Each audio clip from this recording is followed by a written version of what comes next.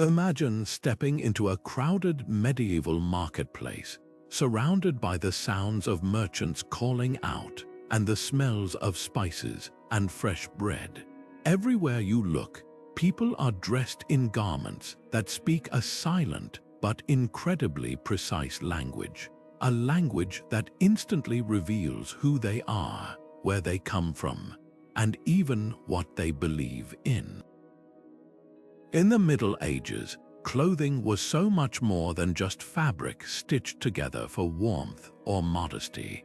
It was a sophisticated code, a wearable map of identity that communicated rank, religion, and sometimes even rebellion, all without a single word being spoken. From the humblest peasant to the most powerful king, what you wore told your story in vivid, unmissable detail.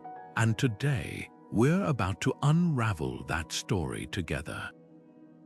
We're going to explore 20 hidden signals embedded in medieval clothing signals that could mean the difference between being respected or ridiculed, between blending in and standing out, between obeying the rules and subtly challenging them. Think about color, for instance. A deep, rich purple wasn't just a fashion choice. It was a declaration of royal power, dyed from rare snails and reserved by law for emperors alone. Or consider the length of a gown. Trailing fabric that swept the ground wasn't about elegance alone. It shouted that the wearer didn't need to work or even walk on dirty streets. Even something as simple as a glove or a belt could carry layers of meaning, from pledges of loyalty to quiet acts of defiance. This was a world where fashion was a high-stakes game, governed by strict laws but also ripe for creative subversion. By the time we're done, you'll never look at medieval art, historical reenactments, or even modern fashion the same way again, because these hidden signals aren't just relics of the past. They echo in the way we use clothing today to express identity, power, and belonging. So settle in and get ready to see history in a whole new light. We're about to decode the secrets woven into the very fabric of the Middle Ages and discover how something as everyday as what we wear can shape and sometimes shake the world around us. To truly grasp the language of medieval clothing, we need to step back into the mental and social landscape of the time. This was not an era of self-expression in the way we think of it today. Your identity was largely predetermined, fixed within a rigid social structure known as feudalism. Imagine a pyramid with the king and the pope at the very top, followed by a descending order of nobles, knights, clergy, merchants, artisans, and finally, the vast base of peasants who worked the land. Your position in this hierarchy was almost always inherited, a matter of birthright rather than ambition or merit. In such a world, your clothing was far more than just personal adornment. It was a public declaration of that fixed place. It was a walking, talking resume that everyone could read at a glance. This idea was reinforced by a powerful philosophical concept known as the Great Chain of Being. People of the Middle Ages believed the entire universe was organized into a divine and unchangeable order, a chain that stretched from God and the angels down through kings, nobles, and all the way to animals and plants. Every person, every creature had a specific God-given link in this chain. To disrupt this order was to challenge the very fabric of creation itself. Your clothing, therefore, had a crucial job to visually reinforce your designated link. A peasant dressing above their station wasn't just being flashy. They were committing a kind of cosmic rebellion, confusing the social and divine order.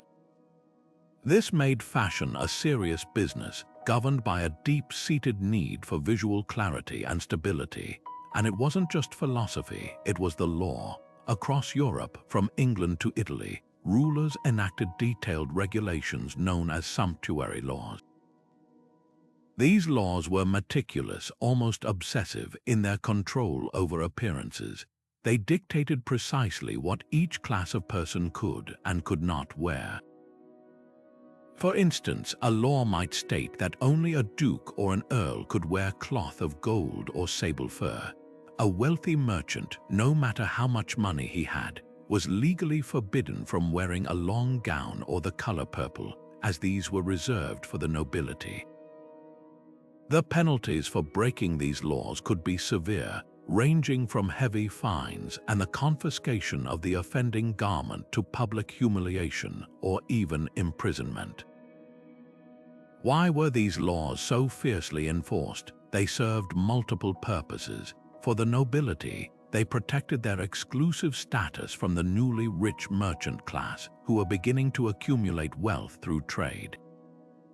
They prevented economic resources from being wasted on luxurious imports like silk and expensive dyes, keeping money within the kingdom, and on a practical level, they made social control easier. In a crowded street, a sheriff could instantly identify someone's rank and expected behavior just by their clothes. This legal framework turned the medieval world into a high-stakes stage where everyone was constantly performing their role, their costume carefully chosen from a legally approved wardrobe. Yet, as we'll soon discover, wherever there are strict rules, there are always ingenious people finding ways to bend them. This constant tension between enforced conformity and the human desire for expression is what makes medieval fashion such a fascinating battlefield of hidden meanings. Now let's dive into the vibrant and highly regulated world of medieval color. If you were to time travel to a medieval town, the very first thing that would strike you wouldn't be the architecture or the noise, it would be the color. Or, more precisely, the stark and intentional division of color. In an era before mass media, clothing was the most immediate and powerful billboard for your identity, and the palette you could advertise with was determined by a complex mix of law, wealth, and tradition. The story of medieval color is a story of chemistry, economics, and sheer power, all expressed through the dye vat. The most exclusive color in this entire spectrum was, without question, royal purple. This wasn't just any purple, it was Tyrian purple, a dye so rare and difficult to produce that its value was literally worth more than its weight in gold. The process was astonishing. It was harvested from the mucus glands of a specific sea snail found only in the eastern Mediterranean. Tens of thousands of these mollusks had to be crushed to produce a single gram of dye, and the resulting color was a deep, rich, and incredibly color-fast hue that didn't fade in the sun but instead became brighter. This staggering cost and labor instantly made it the sole property of emperors and kings. When a Byzantine emperor was born, he was said to be born in the purple, a phrase that didn't just describe a color but an entire ideology of divine right and absolute authority that was woven directly into his swaddling clothes. To wear this purple was to say you were touched by God, and for anyone else to even attempt it was not just illegal, it was blasphemous. Just a step below purple on the social ladder were the vibrant reds and deep, saturated blues. These were the colors of the high nobility, the dukes, earls, and wealthy bishops who ruled the land. Achieving a brilliant red was a costly endeavor. The finest scarlet came from the kermes insect, which had to be painstakingly collected from the leaves of Mediterranean oak trees. It took thousands upon thousands of these tiny insects to dye a single garment, making it a luxurious import only the richest could afford. Similarly, a rich blue was derived from the woad plant in Europe, a crop that required vast amounts of land and complex fermentation vats to process. The wealth required to produce and purchase these intense, non-fading colors made them instant markers of affluence and high birth. When a nobleman rode through a village in a cloak of kermes red, he wasn't just making a fashion statement. He was broadcasting his immense economic power and social superiority for all to see. For the vast majority of the population, the peasants, laborers, and poorer townsfolk, this dazzling world of color was completely out of reach. Their clothing came in the colors of the earth itself, the dull browns, beiges, grays, and off-whites of undyed, naturally pigmented wool. This wasn't an aesthetic choice, it was pure economic necessity. Dyeing was expensive, and the coarse wool they could afford already had a color. Sheep aren't naturally vibrant, they come in shades of brown, black, and white. So, a peasant's tunic or a farmer's hose would be made from this wool, perhaps with simple plant-based dyes from local weeds or bark for a muted, muddy green or brown if they were slightly better off. This created a visual apartheid. At a glance, you could distinguish the colorful elite from the monochrome masses. The social hierarchy wasn't just written on parchment. It was painted across the entire society in a stark contrast of vibrant privilege against a backdrop of drab necessity. Beyond the court and the field, color took on a deeply spiritual dimension within the church. Here, hues were not about wealth but about symbolism and the liturgical calendar. White, the color of light and purity, was worn for feasts like Christmas and Easter, and by young women taking their vows as nuns. Black, the absence of color, symbolized humility, penitence, and mourning, and was adopted by monastic orders like the Benedictines to show their rejection of worldly vanity. Green, the color of renewal and hope, was often associated with ordinary time and the growth of faith. The clergy's vestments changed with the seasons, creating a rotating visual sermon that everyone, literate or not, could understand. A priest wearing purple during Advent was preparing his congregation for the coming of the King. This sacred color code provided a parallel language of meaning, one that could offer spiritual status to even the humblest person who wore a pilgrim's badge or a simple cross of the right hue. This intricate system of chromatic communication was so deeply ingrained that everyone understood its rules, setting the stage for the clever and subtle ways people would soon learn to play with and even break them. But color was only the beginning of the story. To truly understand the language of medieval clothing, you had to get closer, close enough to feel the fabric. In an age before synthetic materials, every piece of cloth told a story of its origin, its cost, and the hands that made it. The texture of a garment was a tactile language of class, a sensory experience that separated the nobility from the commoner long before a single word was exchanged. If color was the billboard, then fabric was the very substance of social stratification, woven into the fibers themselves. At the absolute pinnacle of this textile hierarchy was silk. This wasn't just a fabric, it was a legend. Imported along the perilous Silk Road from China and Byzantium, its journey was an epic tale of merchants, bandits, and distant, almost mythical lands. The mere possession of silk spoke of global connections, of a household with the wealth to afford not just the material itself, but the entire dangerous network of trade required to bring it across continents.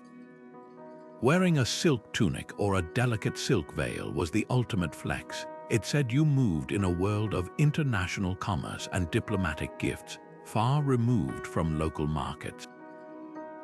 Its smooth, shimmering surface felt unlike anything produced in Europe, and its rarity made it the exclusive property of royalty, high-ranking clergy, and the most powerful nobles.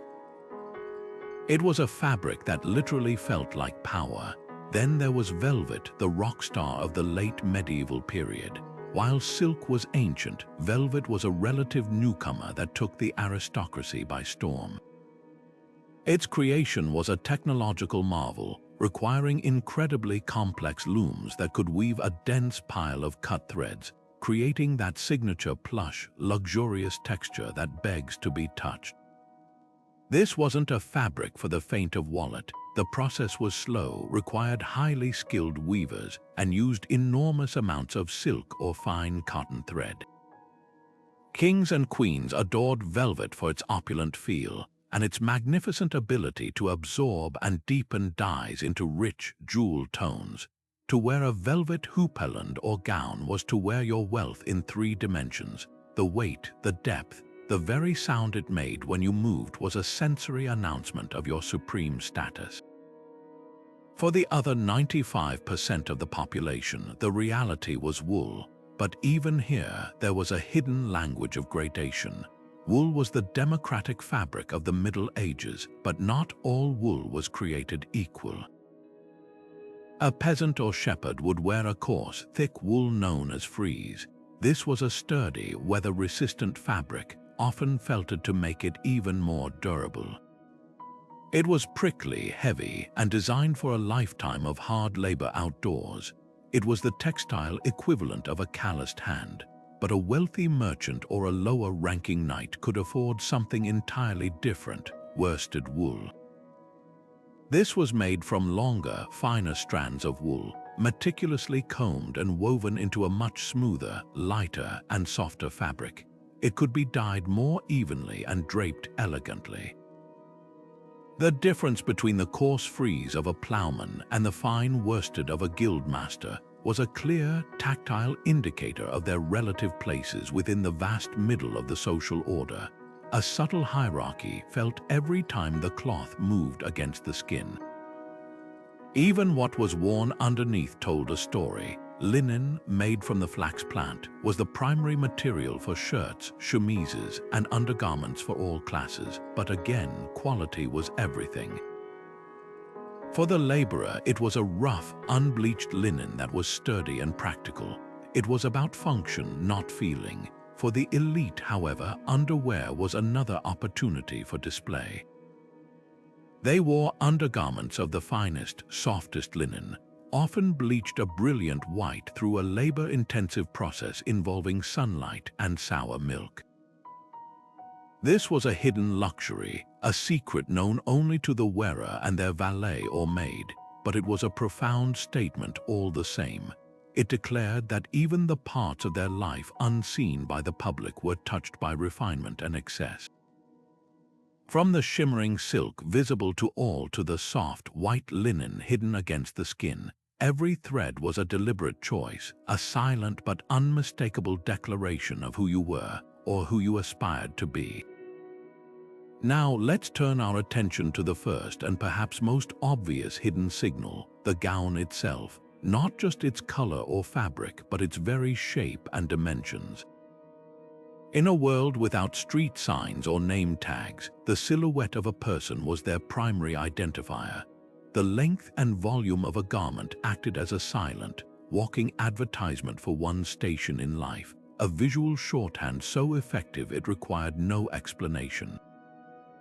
Consider the noblewoman. Her gown didn't just touch the floor, it flowed behind her in a luxurious river of fabric, a train that could extend several feet. This was the ultimate power move. That trailing hem was utterly impractical. It picked up mud, dirt, and whatever else was on the medieval streets, a reality that was precisely the point. A woman wearing such a gown was broadcasting that she never had to walk through those streets unaided. She had servants to lift her train, to ensure it remained pristine, and to clean the floors she walked upon. Her very mobility was a performance of privilege, a constant, visible proof that her life was one of leisure, completely removed from the grime of manual labor or even the simple act of crossing a room unassisted. This was a life so elevated that even the ground beneath her feet was beneath her. Contrast this with the attire of a working woman or a peasant. Their tunics and kirtles were pragmatic, stopping at the ankle or even higher. This wasn't a fashion choice, it was a necessity for survival. A shorter hem allowed a woman to work in the fields, tend to animals, knead bread, or navigate crowded market stalls without constantly tripping over her own clothing. For a man, the difference was even starker. A nobleman might wear a long, elegant gown for court, while a laborer wore a tunic that ended well above the knee, paired with hose for maximum freedom of movement. The length of your garment was a direct correlate to the physical demands of your daily life. The longer the fabric, the less you were expected to do. But it wasn't just about length, it was about sheer quantity. Volume became another potent currency of status. Think of the houppelande, a style that exploded in popularity among the aristocracy in the late 14th century. This was a gown of outrageous proportions with a high collar, voluminous sleeves, and a body so full it was gathered into deep, heavy pleats at the shoulders and waist. The amount of fabric required was staggering, often 10 or more yards of the most expensive wool, silk, or velvet. Wearing a houppelande was the equivalent of draping yourself in a small fortune.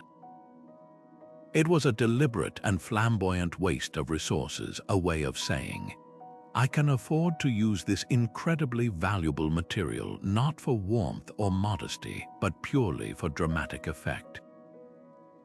The weight of the garment meant the wearer moved slowly, with a deliberate and stately grace, further emphasizing a life unburdened by haste or physical effort. Even the sleeves told their own story. The wide, funnel-shaped sleeves of the elite were often lined with contrasting silk or rich fur, a hidden surprise of luxury that flashed with every gesture. Conversely, the long, pendulous sleeves worn by scholars and clerics were symbolic. These bagpipe sleeves were often impractical, but they served a purpose. They signified that the wearer's hands were occupied with books, prayers, and intellectual pursuits, not with tools or weapons. The tight, functional sleeves of a craftsman allowed for precise work, while the flowing, decorative sleeves of a lord were a clear announcement that his hands would never be dirtied by labor. This entire system of length and volume was so deeply ingrained in the medieval psyche that to alter it was to make a profound statement. A merchant's wife adding an extra inch to her train, or a wealthy farmer wearing a slightly fuller gown than was typical for his class, was engaging in a delicate dance of social aspiration. They were testing the boundaries of the sumptuary laws and the unwritten rules of society, using the very drape of their clothes to reach for a higher rung on the social ladder. It was a silent, sartorial ambition that everyone could see, setting the stage for the more intricate and covert signals we are about to uncover. While the cut and fabric of a gown established a person's broad social rank, it was often the intricate details, the stitches and symbols sewn upon it, that told the most personal and powerful stories. Embroidery and heraldic motifs transformed clothing from a simple indicator of class into a dynamic, walking biography. In a world where most people could not read or write, these visual languages served as a universal text, communicating lineage, loyalty, and belief with a clarity that words alone could never achieve for the masses. For the nobility, embroidery was a form of heraldry in thread. A noble family would commission breathtakingly elaborate designs featuring mythical beasts, intricate floral patterns, and complex geometric borders, all painstakingly stitched using precious gold and silver wire. This wasn't just decoration, it was a wearable archive of their identity. Every symbol was a deliberate choice loaded with meaning. A lion rampant signaled courage and royal authority, while an eagle spoke of imperial power and a connection to ancient Rome. The fleur-de-lis, famously associated with the French monarchy, represented purity, light, and divine favor. By wearing these symbols, a nobleman wasn't just dressing fashionably. He was actively asserting his family's ancient right to rule, their valor in battle, and their God-given place at the top of the social order.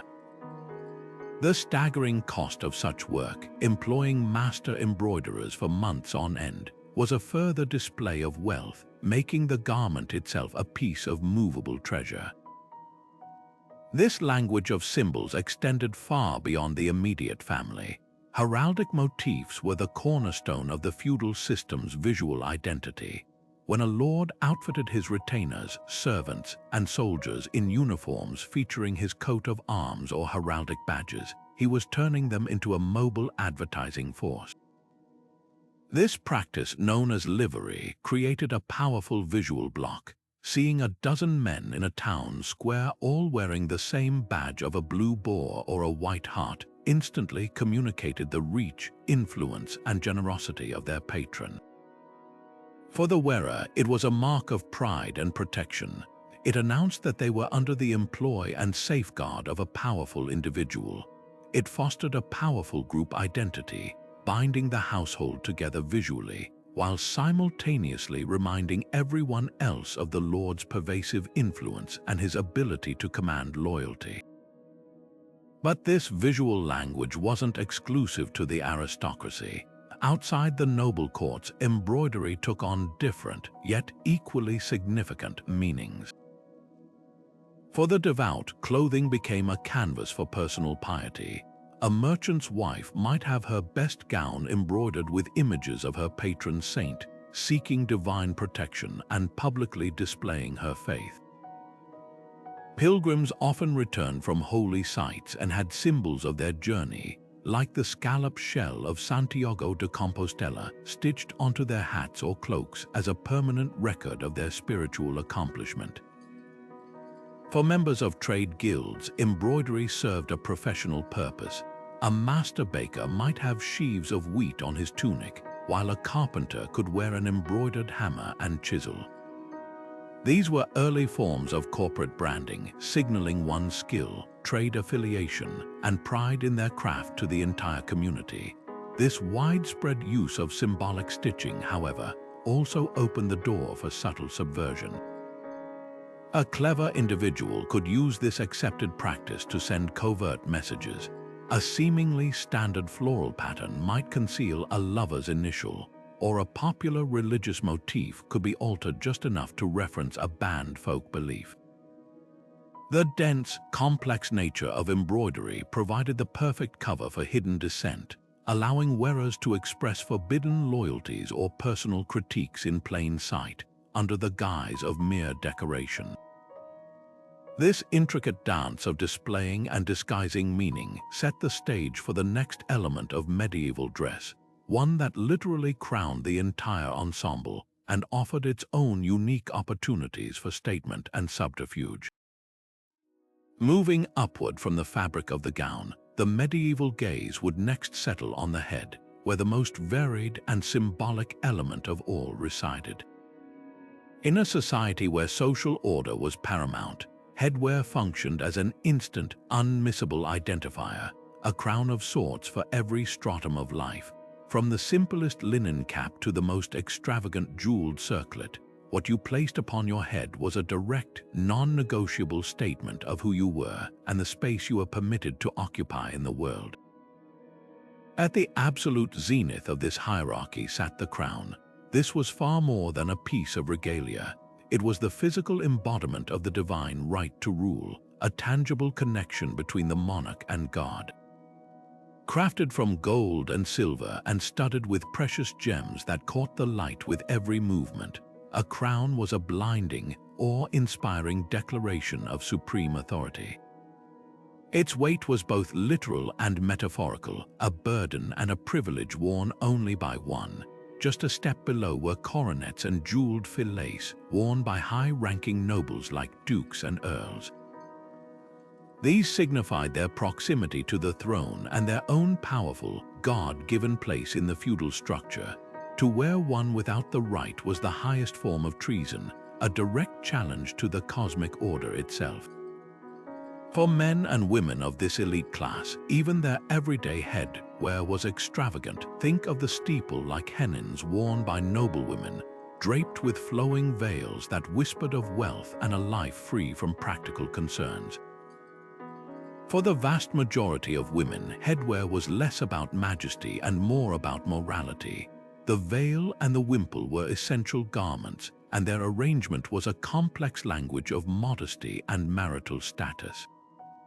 A married woman would carefully cover her hair with a linen wimple that framed her face and covered her neck and chin, signaling her respectability and her transition from maiden to matron. An unmarried girl might wear a simpler veil, sometimes allowing a glimpse of her hair, which was considered a marker of youth and availability. For nuns, the veil was a non-negotiable part of their sacred vow, symbolizing their marriage to Christ and their separation from the vanity of the secular world. The quality of the linen, fine and white for the wealthy, coarse and off-white for the poor, further refined this signal, ensuring that even in humility, status was never truly invisible. Beyond the court and the household, headwear also denoted profession and intellectual pursuit. One of the most fascinating examples is the chaperon. What began as a practical hood with a shoulder-length cape and a long tail, or liripipe, evolved into a highly sophisticated fashion item worn by the emerging urban elite. Scholars, merchants, and successful artisans adopted the chaperon, often twisting and draping the liripipe into elaborate shapes that required both time and skill to arrange. The length and style of the drape became a badge of education and urban sophistication, a way for a wealthy but non-noble man to signal that his value came from his intellect and commercial acumen, not from a title inherited by birth. It was the medieval equivalent of a modern professional's tailored suit, instantly communicating a specific, earned place in the world. Perhaps most intriguing of all was the power of absence. In a culture where covering one's head was the default, the decision to go bareheaded was itself a powerful signal. In a religious context, a monk or a petitioner entering a sacred space might remove their head covering as a sign of ultimate humility and reverence before God. However, this same act could mean something entirely different in a secular setting. A wealthy merchant or ambitious guildsman boldly walking through town with his head uncovered might be making a rebellious statement, imitating the casual confidence of the nobility who felt no need to protect themselves from the elements. It was a subtle but potent act of social climbing, using the lack of a garment to suggest a status that the law did not yet permit him to wear. This constant dance of concealment and revelation, of adherence and subtle defiance, turned the head into a primary stage for the performance of identity, setting the scene for how even the shoes on one's feet continued this silent conversation. Now let's look down to where the medieval world literally met the ground. Footwear in the Middle Ages was far more than mere protection from mud and stone. It was one of the most telling and immediate class identifiers. In an era of unpaved streets and rough terrain, the state of your shoes broadcast your station in life with every step you took. From the impractical elegance of the aristocracy to the rugged simplicity of the laborer, the divide was as clear as the difference between silk and sackcloth. The most iconic and perhaps most outrageous example of elite footwear was the poulain. These were shoes with extraordinarily long, pointed toes that became a feverish fashion among the nobility in the 14th and 15th centuries. The length of the toe was directly proportional to the wearer's status. For a knight or a lord, the point might extend 6 inches beyond the foot.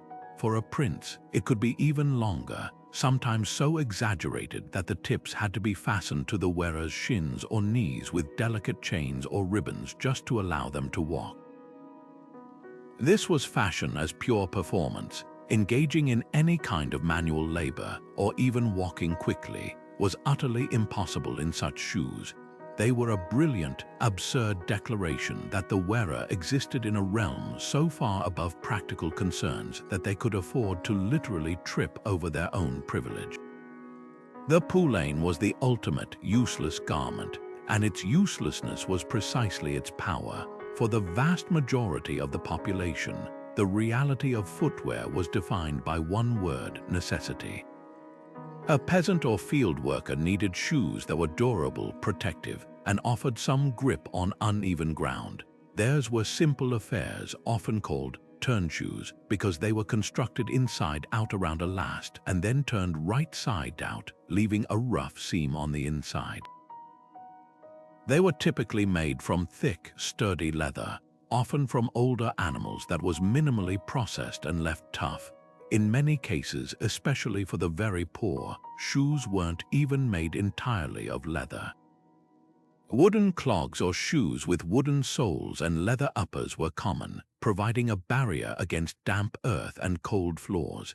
These were shoes built for a lifetime of hard use, patched and repaired until they fell apart, their value measured solely in utility, not in style. The material itself told a deep story of economic separation. For the wealthy, shoemakers used the softest, most supple calfskin or kid leather, tanned with expensive substances like alum to create a smooth, pliable finish. This leather was often dyed in vibrant colors, a deep scarlet, a rich black, or even a two-tone design, further elevating the shoe into a statement piece. Buckles, often made of silver or polished brass, and even decorative perforations called pinking, added further layers of ostentation. In stark contrast, the leather for a laborer's shoe was thick, stiff, and left its natural brown or gray color. It was tanned using cheaper, more pungent methods involving animal dung and urine, resulting in a shoe that was functional but far from fashionable. The very smell of a tannery, usually located downstream on the edge of town, was associated with the working class, while the delicate scent of perfumed leather in a noble's chamber spoke of a world apart. This language of footwear extended into the spiritual realm as well. Many religious orders prescribed specific shoes as part of their habit, turning their feet into instruments of piety. Monks, particularly those in orders like the Franciscans who took vows of extreme poverty, often wore simple sandals even in cold climates. This was a powerful, visible symbol of their rejection of worldly comfort and their embrace of humility and simplicity. Their bare toes, exposed to the elements, were a constant reminder of their connection to the suffering of the poor and the austerity of Christ's journey. Bishops and high-ranking clergy, however, could wear elaborate, well-made shoes and boots, signifying their administrative role and their position within the church's own hierarchy. This mirrored the secular world's divisions, proving that even in devotion, footwear could mark one's rank. Yet, as with all sartorial rules, the human desire for expression found a way. While a peasant couldn't suddenly afford poulaines, they might save for a pair of shoes made from slightly finer leather, or add a simple decorative stitch. More subversively, the long-toed style of the poulain eventually trickled down to the merchant class, much to the horror of the aristocracy. This led to moralists and nobles complaining that you could no longer tell a cobbler from a knight just by looking at his feet. This blurring of lines, this quiet act of sartorial ambition, showed that even the most grounded element of dress could become a platform for aspiring to a different life, foreshadowing the more direct acts of rebellion we will soon uncover.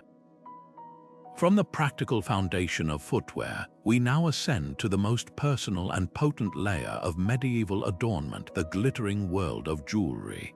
If clothing established the broad framework of identity, then jewelry was the exquisite, detailed signature. In an age of uncertainty and limited banking, precious metals and stones were a primary form of portable security. A noblewoman fleeing conflict could sew her jewels into her hem, carrying a significant portion of her family's wealth sewn into the very fabric of her dress.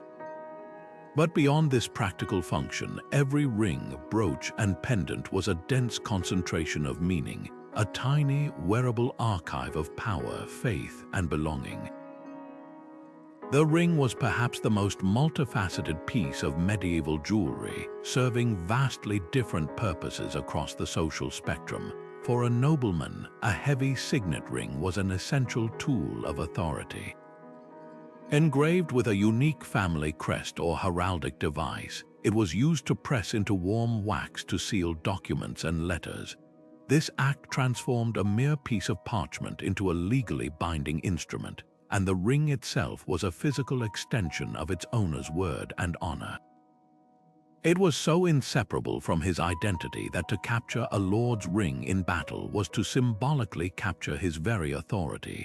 For a wealthy merchant, a ring served a similar validating purpose, used to seal business contracts and signify a trustworthy reputation. Yet the materials were strictly policed. A merchant's ring might be of silver or pewter, while the nobleman's was of gold and set with gems, maintaining a clear visual hierarchy even when the function was similar. Brooches and pendants acted as portable billboards for affiliation and devotion. A noble would wear a brooch crafted in the shape of their heraldic beast, a silver swan or a golden lion, instantly announcing their lineage to anyone in the court. These pieces were often exquisite works of the goldsmith's art, enameled in vibrant colors and studded with precious stones. But perhaps the most powerful pendants were those that held relics, tiny fragments of bone from a saint, a piece of the true cross, or a shred of a holy garment. Encased in gold and crystal, these were more than decoration. They were believed to be conduits of divine power, offering protection and blessings to the wearer. To possess such an item was a mark of immense privilege, connecting the wearer directly to the divine and offering a spiritual form of armor in a perilous world. The materials themselves were a legally enforced declaration of status. Sumptuary laws across Europe explicitly forbade anyone below a certain rank from wearing gold, silver, pearls, or specific gems like sapphires or rubies. This made the simple act of wearing a gold necklace or a pearl-encrusted girdle an overt, in-your-face statement of elite privilege. It was a visual shorthand that everyone understood. If you saw someone adorned in such a way, you were in the presence of power. For those outside this charmed circle, jewelry was made from base metals like tin, copper, or lead, and adorned with polished stones, colored glass, or even bits of horn and bone. These pieces could be beautiful and deeply personal, but they never confused the social order. Their humble materials kept them firmly in their place. Yet, some of the most fascinating adornments were those that transcended class, particularly pilgrimage badges and amulets. These were the souvenirs of the medieval world. A pilgrim who had journeyed to a far-off shrine like Canterbury or Jerusalem would purchase a cheap, mass-produced badge made of tin or lead, often depicting a symbol like St. Thomas Becket's shrine or the Jerusalem cross, proudly pinned to a hat or cloak. These badges were wearable proof of devotion, endurance, and worldly experience. They offered a form of spiritual status accessible to almost anyone who could make the journey. Similarly, amulets carved with protective symbols, prayers, or astrological signs were worn by people of all ranks out of superstition and a desire for safety in an unpredictable world. A queen might have a gem-encrusted amulet, while a farmer's wife had one of carved bone, but the intention was the same. This common human desire for protection and meaning created a rare thread of connection across the rigid class divide, showing how jewelry could speak a universal language of hope and fear, even as it simultaneously reinforced the walls of social hierarchy. While the gown itself announced your station from across a field, and your headwear declared it from atop your shoulders, it was the belt or girdle that defined you at your very center. This was the anchor point of the entire medieval ensemble, a piece that was profoundly functional yet dripping with symbolism, drawing the eye to the waist as a focal point of both physical control and social standing. The width of the leather, the glint of metal, the presence or absence of adornment, all of these details whispered secrets about the wearer's wealth, profession, and even their moral compass, creating a silent language tied tightly around the midsection. For the nobility, the belt was a stage for displaying unimaginable wealth. Noblemen and women alike wore wide, heavily decorated belts that were less about holding up their clothes and more about showcasing their ability to turn precious resources into wearable art. A nobleman's belt might be made of tooled leather, gilded with gold leaf and studded with gems, from which he would hang an ornate purse called an aumoniere.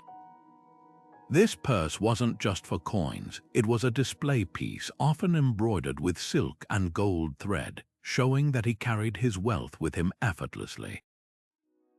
More significantly, he might hang a beautifully crafted dagger or eating knife from this belt. This wasn't necessarily a weapon for battle.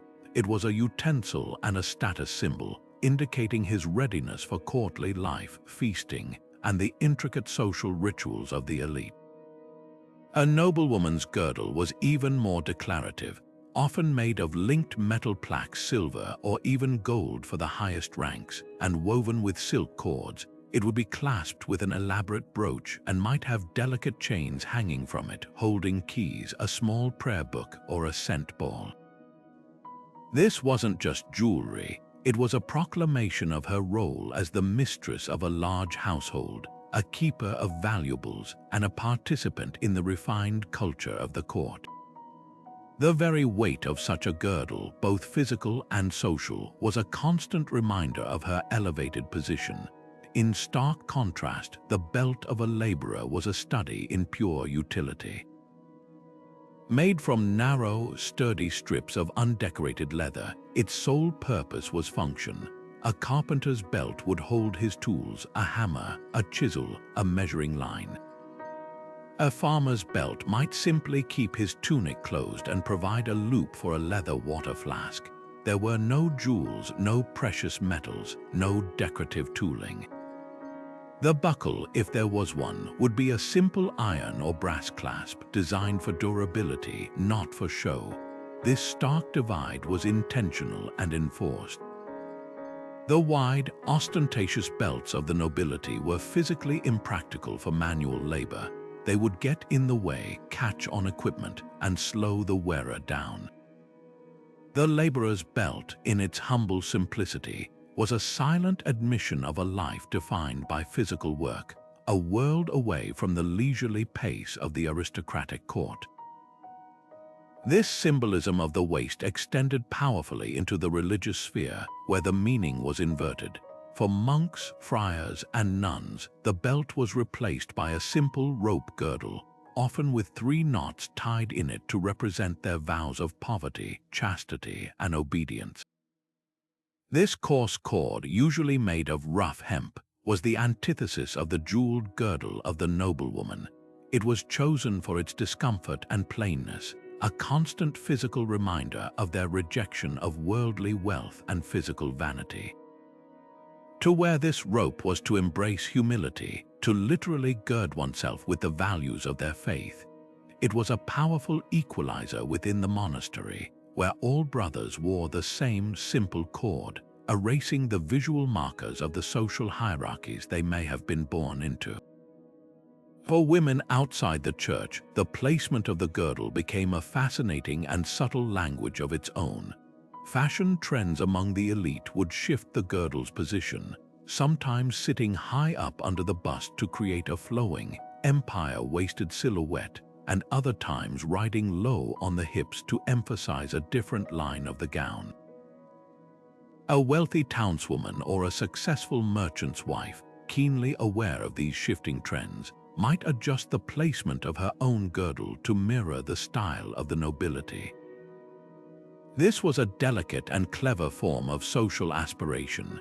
She might not be able to afford a gold-linked girdle, but by wearing her own leather belt in the same high or low style as the countess, she was signaling her cultural awareness, her connection to the world of courtly fashion, and her aspirations to a higher social standing.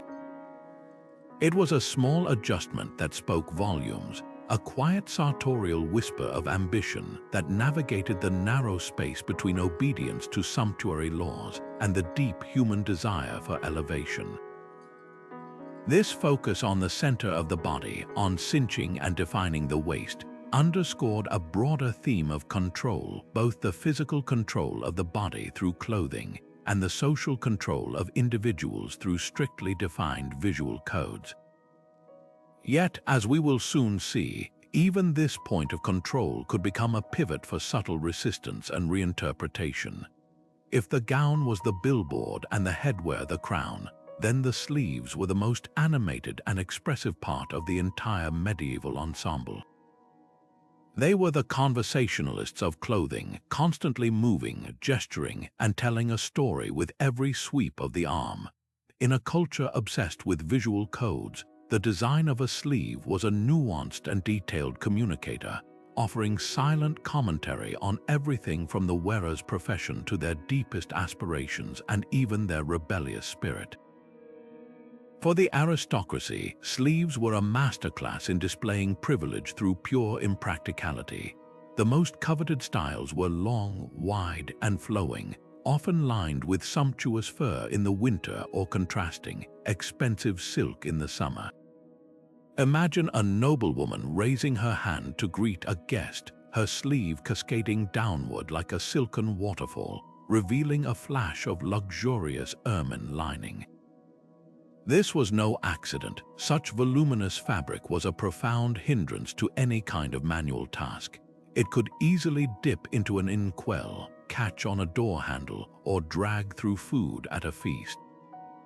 And that was precisely the point. These sleeves were a brilliant, non-verbal declaration that the wearer's hands would never be dirtied by labor. Their purpose was for elegant gestures, for resting lightly on a falcon's perch, or for being elegantly clasped in conversation. The sheer waste of material was a flex in itself, proving that the wearer could afford to dedicate yards of precious velvet or damask to a part of the garment that served no purpose other than to look magnificent in motion. In stark contrast, the sleeves of the working class were defined by one word: function. A blacksmith needed tight, close-fitting sleeves that wouldn't billow into the forge's flames. A scribe required sleeves that were narrow enough to avoid smudging the expensive vellum as his hand moved across the page. Soldiers and archers wore sleeves that allowed for a full range of motion, often reinforced with leather patches at the elbows and forearms for durability. For a peasant woman brewing ale or spinning wool, loose, draping fabric was not just inconvenient, it was dangerous. Their sleeves were typically cut slim and ended at the wrist, sometimes with a simple button or tie to keep them secure. This stark divide was immediate and unmistakable. Tight sleeves signaled a life of action and utility, while flowing sleeves whispered of a life of leisure and abstract pursuits. Then there were the fascinating and often misunderstood hanging sleeves. These were long, tubular sleeves that extended well past the hand, often slit to allow the arm to pass through, leaving the decorative tube dangling emptily at the side or behind. This style was famously adopted by scholars, clerics, and university students. Why would a group known for intellectual work wear something so seemingly impractical? The answer is deeply symbolic. The hanging sleeve was a visual representation of their vocation. It signified that their hands were occupied with books, prayers, and thought, not with tools, weapons, or manual labor. It was the medieval equivalent of a modern professional wearing a tie, slightly impractical, but a clear badge of a specific, non-physical occupation. These sleeves also had a clever utilitarian side. The long, dangling tube could be used as a pocket to carry small items like a book, writing implements, or alms for the poor, turning a symbolic garment into a practical accessory. But perhaps the most thrilling story sleeves tell is one of quiet rebellion. As sumptuary laws strained to hold the social order together, the human desire for finery found ingenious ways to leak through the seams. One of the most famous examples is the trend of slashing. This began when soldiers, returning from campaigns in Switzerland, brought back a novel idea. They had seen how victorious soldiers would sometimes plunder rich tents and banners, slashing them and tying the luxurious fabric over their own worn-out garments to keep warm. This created a multi-layered, pieced-together look. Back home, This practice was adopted by those who couldn't legally wear silk or velvet on the outside. They would wear a garment of a legal, cheaper material like wool, but then make precise slits in the outer fabric to pull through puffs of a forbidden, expensive lining, a brilliant flash of scarlet silk or cloth of gold hidden just beneath the surface.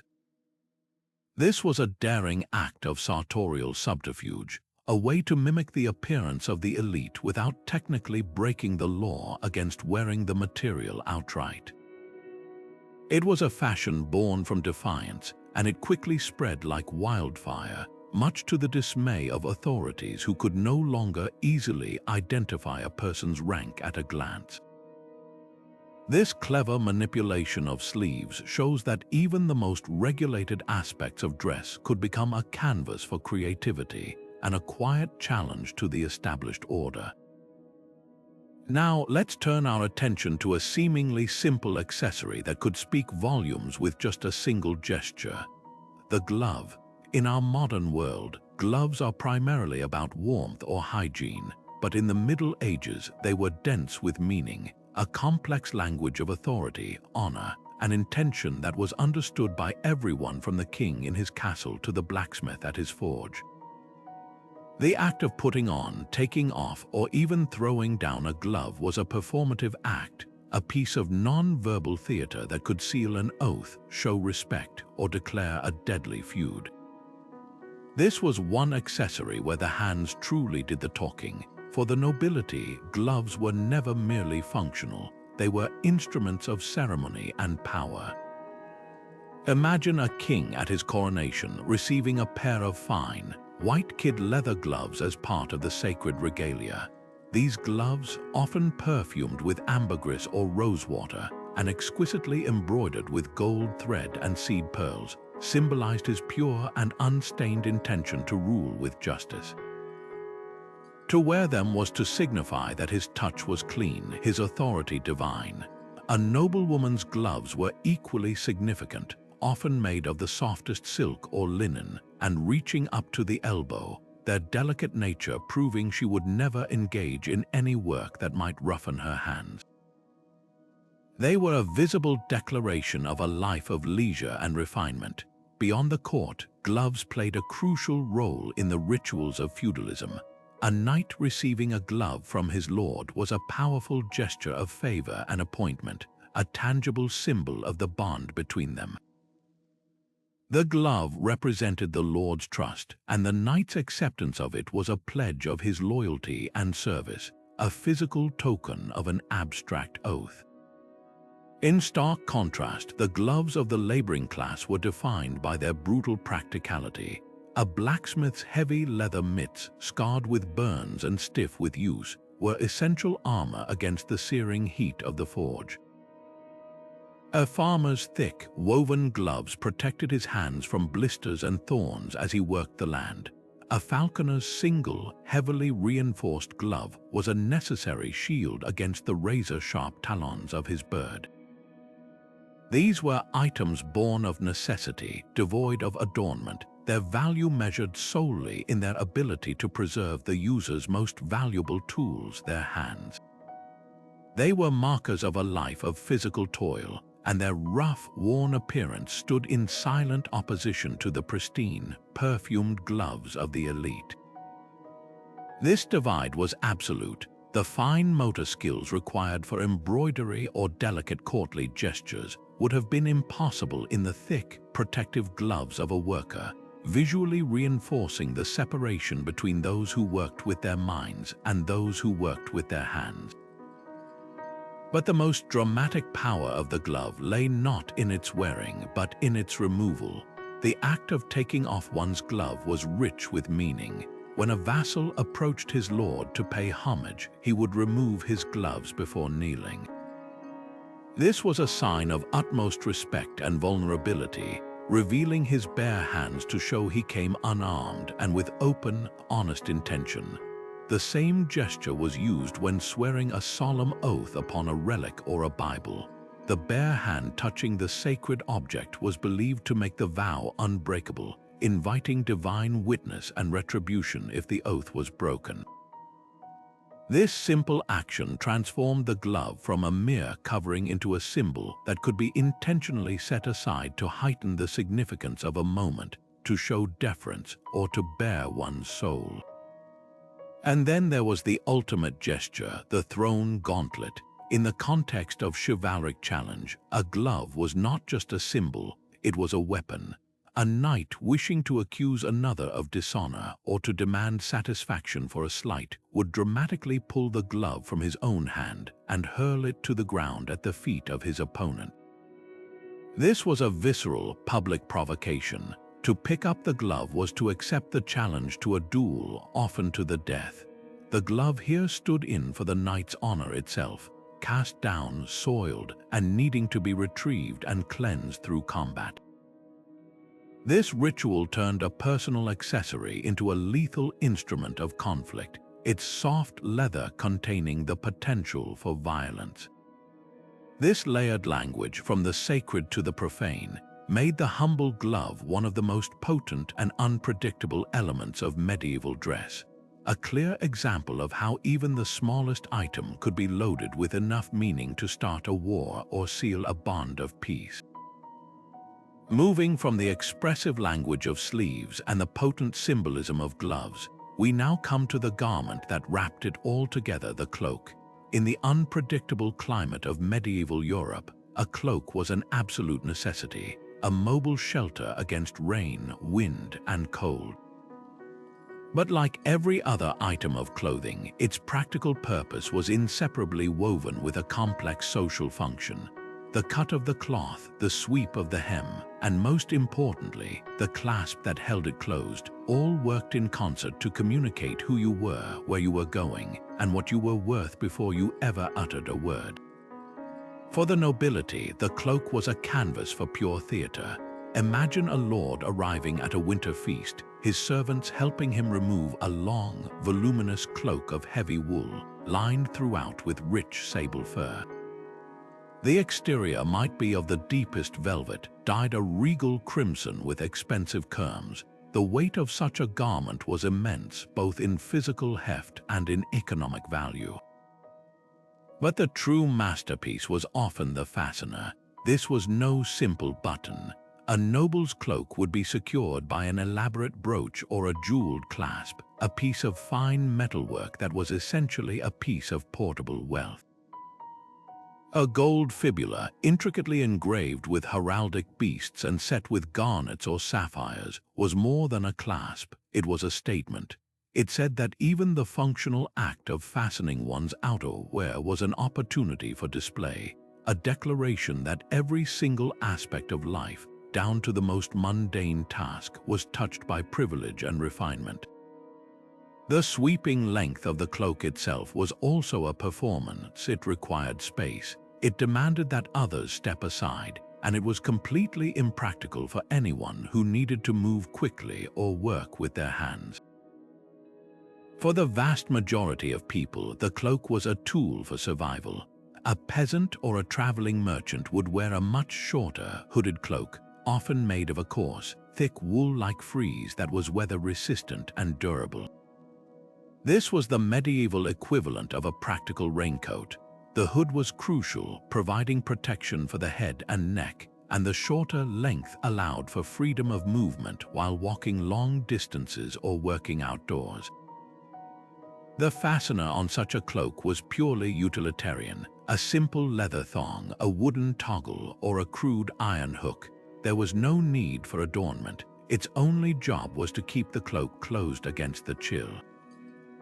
This stark contrast in style was immediate and telling. You could distinguish a noble from a commoner from 100 yards away, just by the silhouette, the long, elegant, sweeping lines of the elite versus the short, practical, and humble shape of the worker. The way a cloak was worn could also whisper secrets about the wearer's identity and education. Draping a cloak over one shoulder, leaving the other arm completely free, was a style known as the Roman drape. This was a conscious classical affectation. Someone wearing their cloak in this manner was likely signaling a certain level of education, an awareness of ancient history and art, and perhaps even a touch of artistic or philosophical temperament. It was a style adopted by scholars, artists, and those who moved in humanist circles, a subtle nod to a world beyond the immediate feudal concerns of the here and now. It was a small detail, but in a society where visual cues were everything, it spoke volumes about how the wearer saw themselves and wished to be perceived by others. In the religious world, the cloak took on its most potent symbolic form, the monastic cowl. This was a large, loose garment, often with a wide, voluminous hood that completely enveloped the body. For a monk, putting on the cowl was one of the most significant moments of his vocation. It symbolized his death to the secular world and his rebirth into the spiritual community. The cowl was designed to be simple, uniform, and humble, often made of undyed wool in a muted brown, black, or white. It erased individuality and emphasized the collective identity of the order. When a monk drew his hood up, he was literally withdrawing from worldly distractions, creating a private, spiritual space for prayer and contemplation. The monastic cloak was the antithesis of the noble's velvet cape. It was a garment designed to conceal status, to promote anonymity, and to signal a rejection of the very wealth and display that defined aristocratic fashion. This ability to conceal and reveal is what made the cloak such a uniquely powerful garment. In the swirling mist of a medieval road or in the crowded shadows of a city street, a long, dark cloak could hide a multitude of details. A wealthy merchant traveling through bandit-prone territory might wear a plainer, shorter cloak over his fine clothes to avoid drawing attention. Conversely, someone of lower birth might use a second-hand but decent cloak to gain entry to a place above their station. The cloak provided a form of social camouflage, a way to navigate the world with a degree of anonymity or, conversely, to make a grand, dramatic entrance simply by throwing it back to reveal the splendors beneath. This duality, as both a shield against the elements and a mask for social identity, made it one of the most versatile and psychologically intriguing garments in the medieval wardrobe, a garment that could hide a king or create a phantom, depending on how it was worn and who was wearing it. While the gown, gloves, and cloak told a story from the waist up, the medieval obsession with social signaling extended all the way down to the ground, with a garment that hugged the leg with revealing intimacy, the hose. In an era before trousers as we know them, these fitted leg coverings were not merely a practical necessity. They were a second skin of identity, a tight weave of information about the wearer's gender, wealth, and place in the world. From the vibrant, almost theatrical displays of the nobility to the muted, utilitarian coverings of the laborer, the leg became a crucial canvas for a society that left no part of the body free from sartorial scrutiny. For the medieval nobleman, hose were a premier vehicle for flamboyant display and a potent symbol of his elevated status. Imagine a young lord at court, his legs sheathed in hose of the finest scarlet wool, a color achieved with the prohibitively expensive Kermes dye. But the true peak of aristocratic fashion was the phenomenon of parti-colored hose, where each leg was a different, boldly contrasting color. One might be deep blue and the other vibrant yellow, or one black and the other white. This was not a random choice. The colors were often taken directly from the wearer's heraldic arms, turning his own body into a walking, talking coat of arms. This style, known as my party, was the ultimate in conspicuous consumption. It required twice the amount of dyed fabric, each leg meticulously cut on the bias to ensure a snug, wrinkle-free fit that followed the contours of the leg and buttock. Such a precise fit was impossible without the services of a skilled tailor, making well-fitted hose a direct indicator of disposable income and a life devoted to the pursuit of fashion rather than physical labor. The effect was arresting, designed to draw the eye and command attention in a crowded hall, a clear declaration that the wearer existed in a world of spectacle and privilege. For the vast majority of men, however, the reality of hose was a world away from this courtly spectacle. A peasant, ploughman, or itinerant laborer needed hose that were above all else durable and practical. His would be made from coarse, undyed wool or rough linen, left in its natural shades of grey, brown, or off-white. The fit was often baggier, perhaps tied loosely with a simple cord at the waist rather than meticulously laced to an expensive doublet with decorative points. These were garments designed for a life of action, kneeling in soil, wading through streams, and enduring the brutal wear and tear of daily manual labor. The divide was absolute. The bright, tight hose of the nobleman would be torn to shreds and stained beyond recognition within an hour of work in a field or a workshop. The peasant's dull, sturdy hose were a uniform of necessity, their very lack of color and refinement a silent admission of their wearer's station in life. They were not meant to be seen, they were meant to be used, a functional barrier between the body and the harshness of the physical world. The story of women's hose is a more hidden but equally fascinating tale of concealed luxury and practicality. For most of the medieval period, women's legs were concealed beneath the long, flowing skirts of their gowns and kirtles. Their hose or stockings were typically shorter, reaching only to the knee and held in place with simple garters.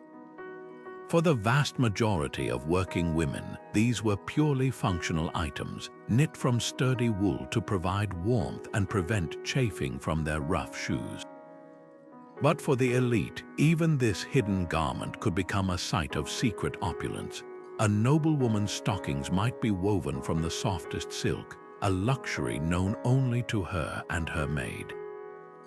The tops, which would never be seen in public, could be delicately embroidered with her initials, a lover's knot, or a small floral motif. This was a deeply personal indulgence, a private acknowledgement of wealth and status that the outside world was not permitted to see. It was the sartorial equivalent of fine lingerie today, an intimate detail that spoke of a refined lifestyle and the pleasure of possessing beauty for its own sake, even when it remained hidden from view. This intense focus on the legs, from the flamboyant to the functional, underscores a central theme of medieval life. No part of the human body, from the crown of the head to the soles of the feet, was free from the dictates of social code and sumptuary law. The leg was not just a limb, it was a billboard. Yet, as with all rigid systems, the human desire for expression and improvement inevitably found cracks. A wealthy merchant, legally forbidden from wearing the parti-colored hose of the nobility, might wear hose of a single, but exceptionally rich and deep, color, a quiet challenge to the law. A servant in a great household might receive cast-off hose from his master, and though they were mended, their fine quality would hint at his connection to a powerful patron. These small acts of sartorial ambition, these subtle manipulations of a garment so fundamental to movement and identity, show that the language of clothing was always being spoken and sometimes argued from head to toe. Now, let's turn our attention to one of the most opulent and fiercely guarded status symbols in the medieval wardrobe, the power of fur. In an age before central heating, fur was undoubtedly practical, but its role went far beyond mere warmth. It became one of the most rigidly enforced visual dividers between classes, a luxurious detail where the very type of animal skin you wore could instantly confirm your place in the feudal order or land you in serious legal trouble. This wasn't just about fashion, it was a deeply symbolic language of purity, power, and privilege, all communicated through the delicate trim on a cuff or the hidden luxury of a lining. At the absolute pinnacle of this furry hierarchy was Ermine, the undisputed king of medieval furs. This wasn't just a preference, it was a legal decree. Ermine, the winter coat of the stoat, is pure white with distinctive black tips on the tail. This striking contrast was loaded with meaning. The white symbolized moral purity and innocence, while the black spots were often interpreted as symbols of dignity and the ability to bear life stains without corruption. This made it the perfect metaphorical fur for royalty and the highest echelons of nobility, who were believed to be appointed by God and needed to project an image of unstained authority. The cost was astronomical. Ermine could only be sourced from the coldest regions of northern Europe and Russia, and each tiny pelt had to be meticulously sewn together into large sheets. Wearing a robe lined or trimmed with ermine was like draping yourself in a map of your own vast international influence and unimaginable wealth. It was so exclusively associated with sovereignty that it became a standard feature in royal portraiture for centuries, a visual shorthand for divinely sanctioned power that everyone, literate or not, could immediately understand. But the world of aristocratic fur offered a few other options for those just below the royal family. Squirrel fur, particularly the soft gray winter fur from the belly of the Russian gray squirrel, was immensely popular among the high nobility and upper clergy. There, a fur made by sewing together alternating blue-gray and white squirrel pelts to create a striking patchwork pattern, was a hallmark of ducal and comital rank. It was so common in heraldry that it gave its name to a heraldic pattern and even found its way into fairy tales. Cinderella's slippers were originally made of ver fur, not ver glass, in the oldest versions of the story. Fox, otter, and lamb were also acceptable for the lower ranks of the gentry and the increasingly wealthy merchant class. These furs were luxurious and expensive, but they created a clear and deliberate pecking order. A count might wear squirrel, but only a duke or a prince could aspire to ermine. This granular hierarchy meant that at a single glance, you could not only identify someone as an elite, but could also accurately gauge their precise rank within the elite itself, all based on the subtle language of their furs. The placement of fur was another layer of this sophisticated code. Ostentatious display was the preferred method for those at the very top.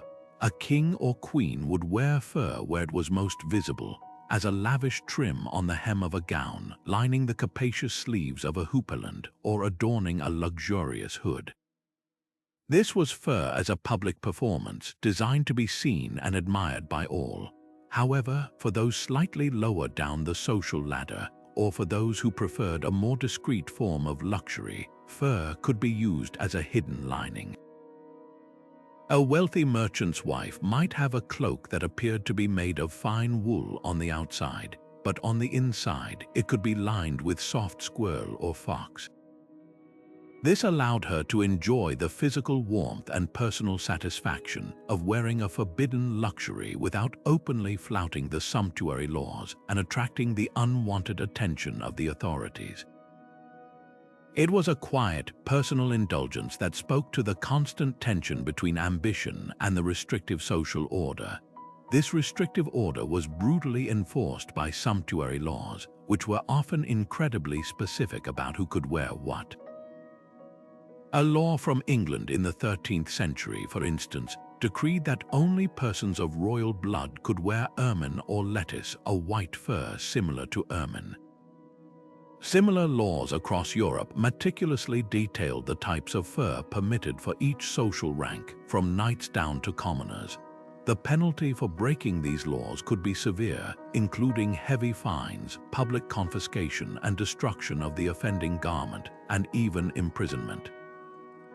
These laws were not really about morality. They were about maintaining a visible, unchanging social hierarchy. They were designed to prevent the newly rich merchant class from blurring the lines and looking like the ancient nobility, thereby protecting the traditional elite's exclusive claim to power and prestige. Yet, even in the realm of religion, fur found a place, though its meaning was completely inverted.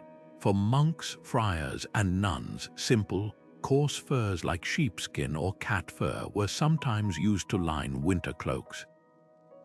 However, this was not a display of wealth. It was a practical measure taken in cold, damp monasteries, and it was chosen specifically for its humility. These were the furs of the common people, not the nobility.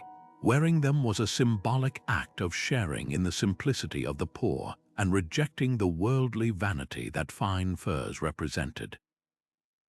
It was a reminder that their warmth came from God and their community, not from their social status. This stark contrast between the ermine-trimmed king and the sheepskin-clad monk perfectly captures the dual nature of fur in the medieval mind. It could be the ultimate symbol of worldly power or a deliberate rejection of it, a luxury that could either define a hierarchy or quietly defy it through acts of humble appropriation. Beyond the swirling silks of the nobility and the sturdy wools of the commoner, there existed an entirely separate sartorial universe, one governed not by kings or sumptuary laws, but by divine decree. Religious vestments in the Middle Ages formed a sophisticated and silent language of faith, a visual theology worn on the body that communicated everything from the highest mysteries of the Church to the most personal vows of a believer. This was a world where cloth and color were not about social rank but spiritual significance, where every fold of fabric and every hue was imbued with profound meaning, creating a living, breathing liturgy that unfolded in streets, monasteries, and cathedrals every single day. At the heart of this sacred system were the mass vestments worn by priests, each piece a symbolic armor for performing the most holy of rituals. The ceremony of dressing for Mass was itself a prayer, a deliberate act of assuming a sacred identity. It would begin with the alb, a long, white linen tunic that symbolized purity and the new garment of baptism, washing away the secular world. Over this, the priest placed the stole, a long, narrow strip of fabric that was the ultimate mark of his ordained authority. How he wore it, straight down for a priest, crossed over the chest for a bishop, silently announced his rank within the church's hierarchy. Finally, he donned the chasuble, the outermost and most magnificent garment, often heavily embroidered with religious scenes or symbols. This was the vestment of charity and the yoke of Christ, its shape resembling the cloak of charity that covered all else. Together, this ensemble transformed a man into a conduit for the divine, his everyday identity submerged beneath layers of sacred symbolism that prepared him to reenact the sacrifice of the altar. But the language of these vestments was not static. It changed with the rhythm of the ecclesiastical year, using color to paint a moving picture of faith and reflection for the entire congregation. The cycle was a familiar and comforting guide to the passage of time. The deep, solemn purple of Advent and Lent spoke of penance, preparation, and patient waiting for the coming King. The brilliant white and gold of Christmas and Easter erupted in celebration, symbolizing the purity, joy, and triumph of Christ's birth and resurrection. The fiery red of Pentecost recalled the passionate descent of the Holy Spirit upon the apostles, while the hopeful green of ordinary time represented the ongoing growth and renewal of the Church in the world. For a largely illiterate population, these shifting colors were a sermon in themselves. A parishioner entering a dim church and seeing the priest in violet immediately understood the somber, reflective mood of the season without a single word being spoken. This chromatic code created a shared emotional and spiritual experience, uniting the community in a visible cycle of mourning, anticipation, and jubilation. Beyond the parish church, the monastic orders used clothing to create a powerful visual identity that embodied their specific spiritual calling. A monk's or nun's habit was far more than a uniform. It was a second skin that represented a complete death to their old self and rebirth into a new community. Each order had a distinct style that preached its core values without sound. The Benedictines, who vowed stability and a life of prayer within the walls of one monastery, wore habits of unadorned black wool, symbolizing the solemnity and permanence of their commitment. The Franciscans, who took a vow of radical poverty, wore rough, gray or brown habits, often patched and mended, a walking testament to their rejection of all worldly possessions and their solidarity with the poorest of the poor. The Cistercians, seeking even greater austerity, wore undyed white or gray wool, reflecting their desire for simplicity and separation from the world. When you saw a group of monks walking along a road, you didn't just see religious men. You could instantly identify their order and understand their particular way of life, whether they were scholars, farmers, or beggars for Christ, based purely on the cut and color of their robes. This visual language of faith was not reserved solely for the clergy. Laypeople actively participated through wearable signs of devotion that blended personal piety with social belonging. The most widespread of these were pilgrimage badges. These small, inexpensive lead or tin tokens were purchased at holy sites and proudly pinned to hats or cloaks. A scallop shell signaled a journey to Santiago de Compostela. A portrait of St. Thomas Becket meant a visit to Canterbury.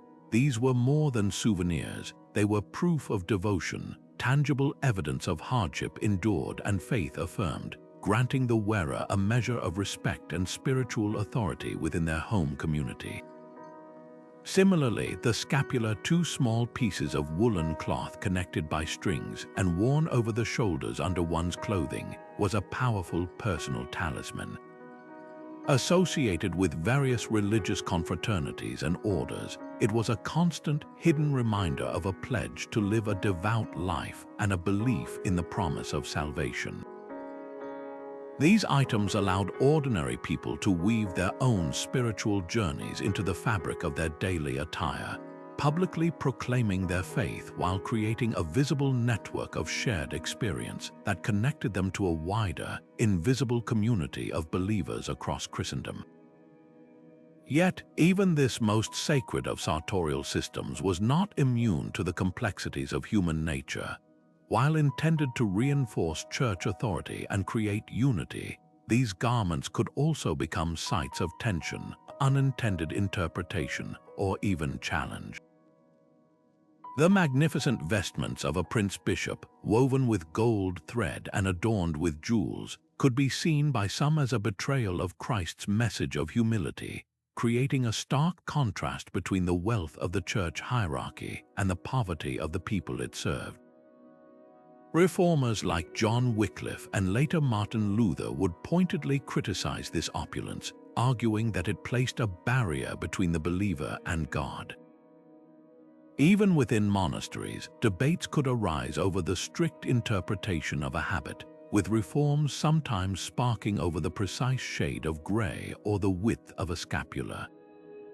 The very symbols designed to create uniformity could also, paradoxically, become focal points for dissent, proving that clothing, even at its most holy, remains a human language, forever capable of carrying multiple, and sometimes contradictory, meanings.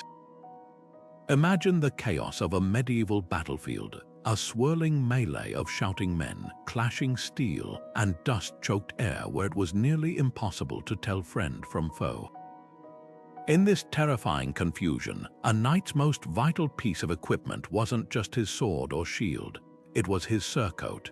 This seemingly simple garment, a long, sleeveless tunic worn over his gleaming chainmail, became his mobile billboard, his lifeline, and his claim to fame. Emblazoned across his chest and back was his unique coat of arms, a vivid tapestry of colors, symbols, and creatures that screamed his name, his lineage, and his allegiances to everyone on the field. This was the armorial surcoat, and it transformed anonymous warriors into recognizable individuals, turning the chaos of combat into a pageant of chivalric identity where glory, honor, and reputation were on display for all to see. A knight fought not just for victory, but for the lasting renown of his house, and his surcoat ensured that every brave deed was visually recorded and attributed to his name. But this powerful visual language of allegiance was not confined to the battlefield. It flowed directly from the castle walls into the daily life of the household through the practice of livery. While the knight wore his lord's colors by choice and for honor, the servants and retainers of a great estate wore them by command and for protection. A lord would issue uniform suits of clothing in his distinctive colors and adorned with his personal badge, to everyone from stable boys and cooks to armed guards and household officials. This practice, known as livery and maintenance, was a genius system of feudal branding.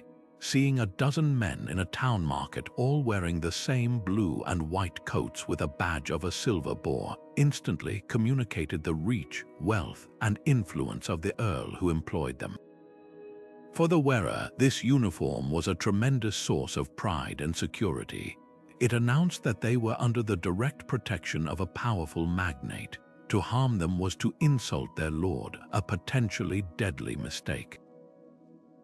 They enjoyed a reflected status, their individual identities momentarily swallowed by the greater prestige of the household they served.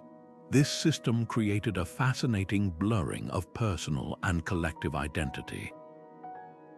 On one hand, it reinforced the feudal hierarchy with absolute clarity. From the highest knight to the lowest scullion, everyone knew their place in the pecking order based on the quality of their livery and their proximity to the lord. A knight's surcoat might be made of fine silk, while a footman's jacket was of sturdy wool, but both carried the same message of belonging.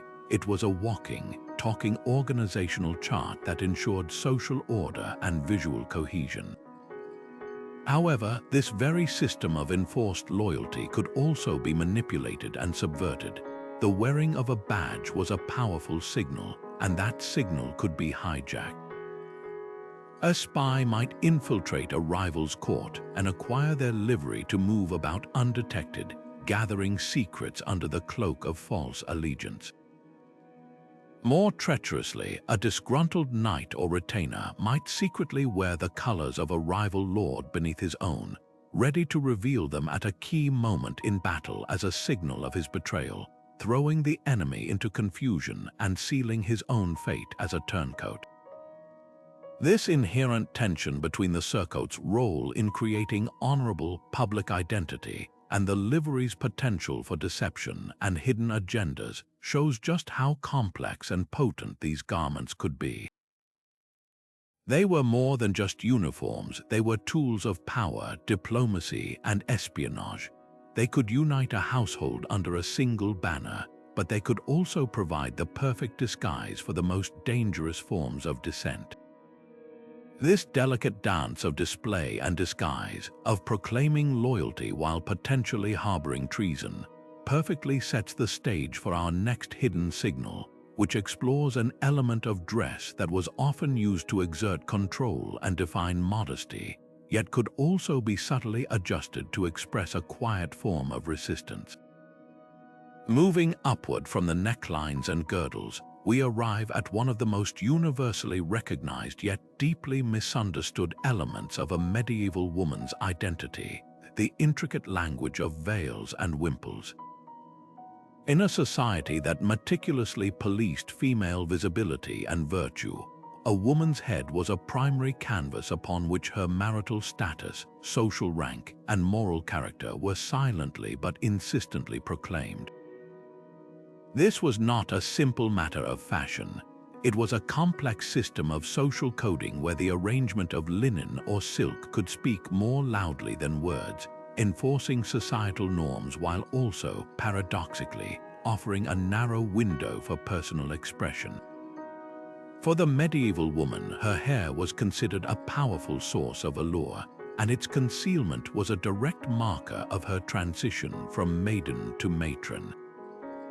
An unmarried young woman or a maiden enjoyed a relative degree of sartorial freedom. She might wear her hair loose and uncovered, or adorned with a simple circlet of flowers, signaling her youth, availability, and place under her father's protection.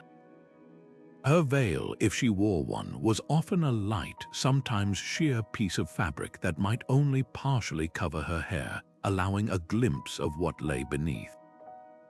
This all changed dramatically upon marriage. A wife immediately took the veil in a more comprehensive sense, adopting the wimple.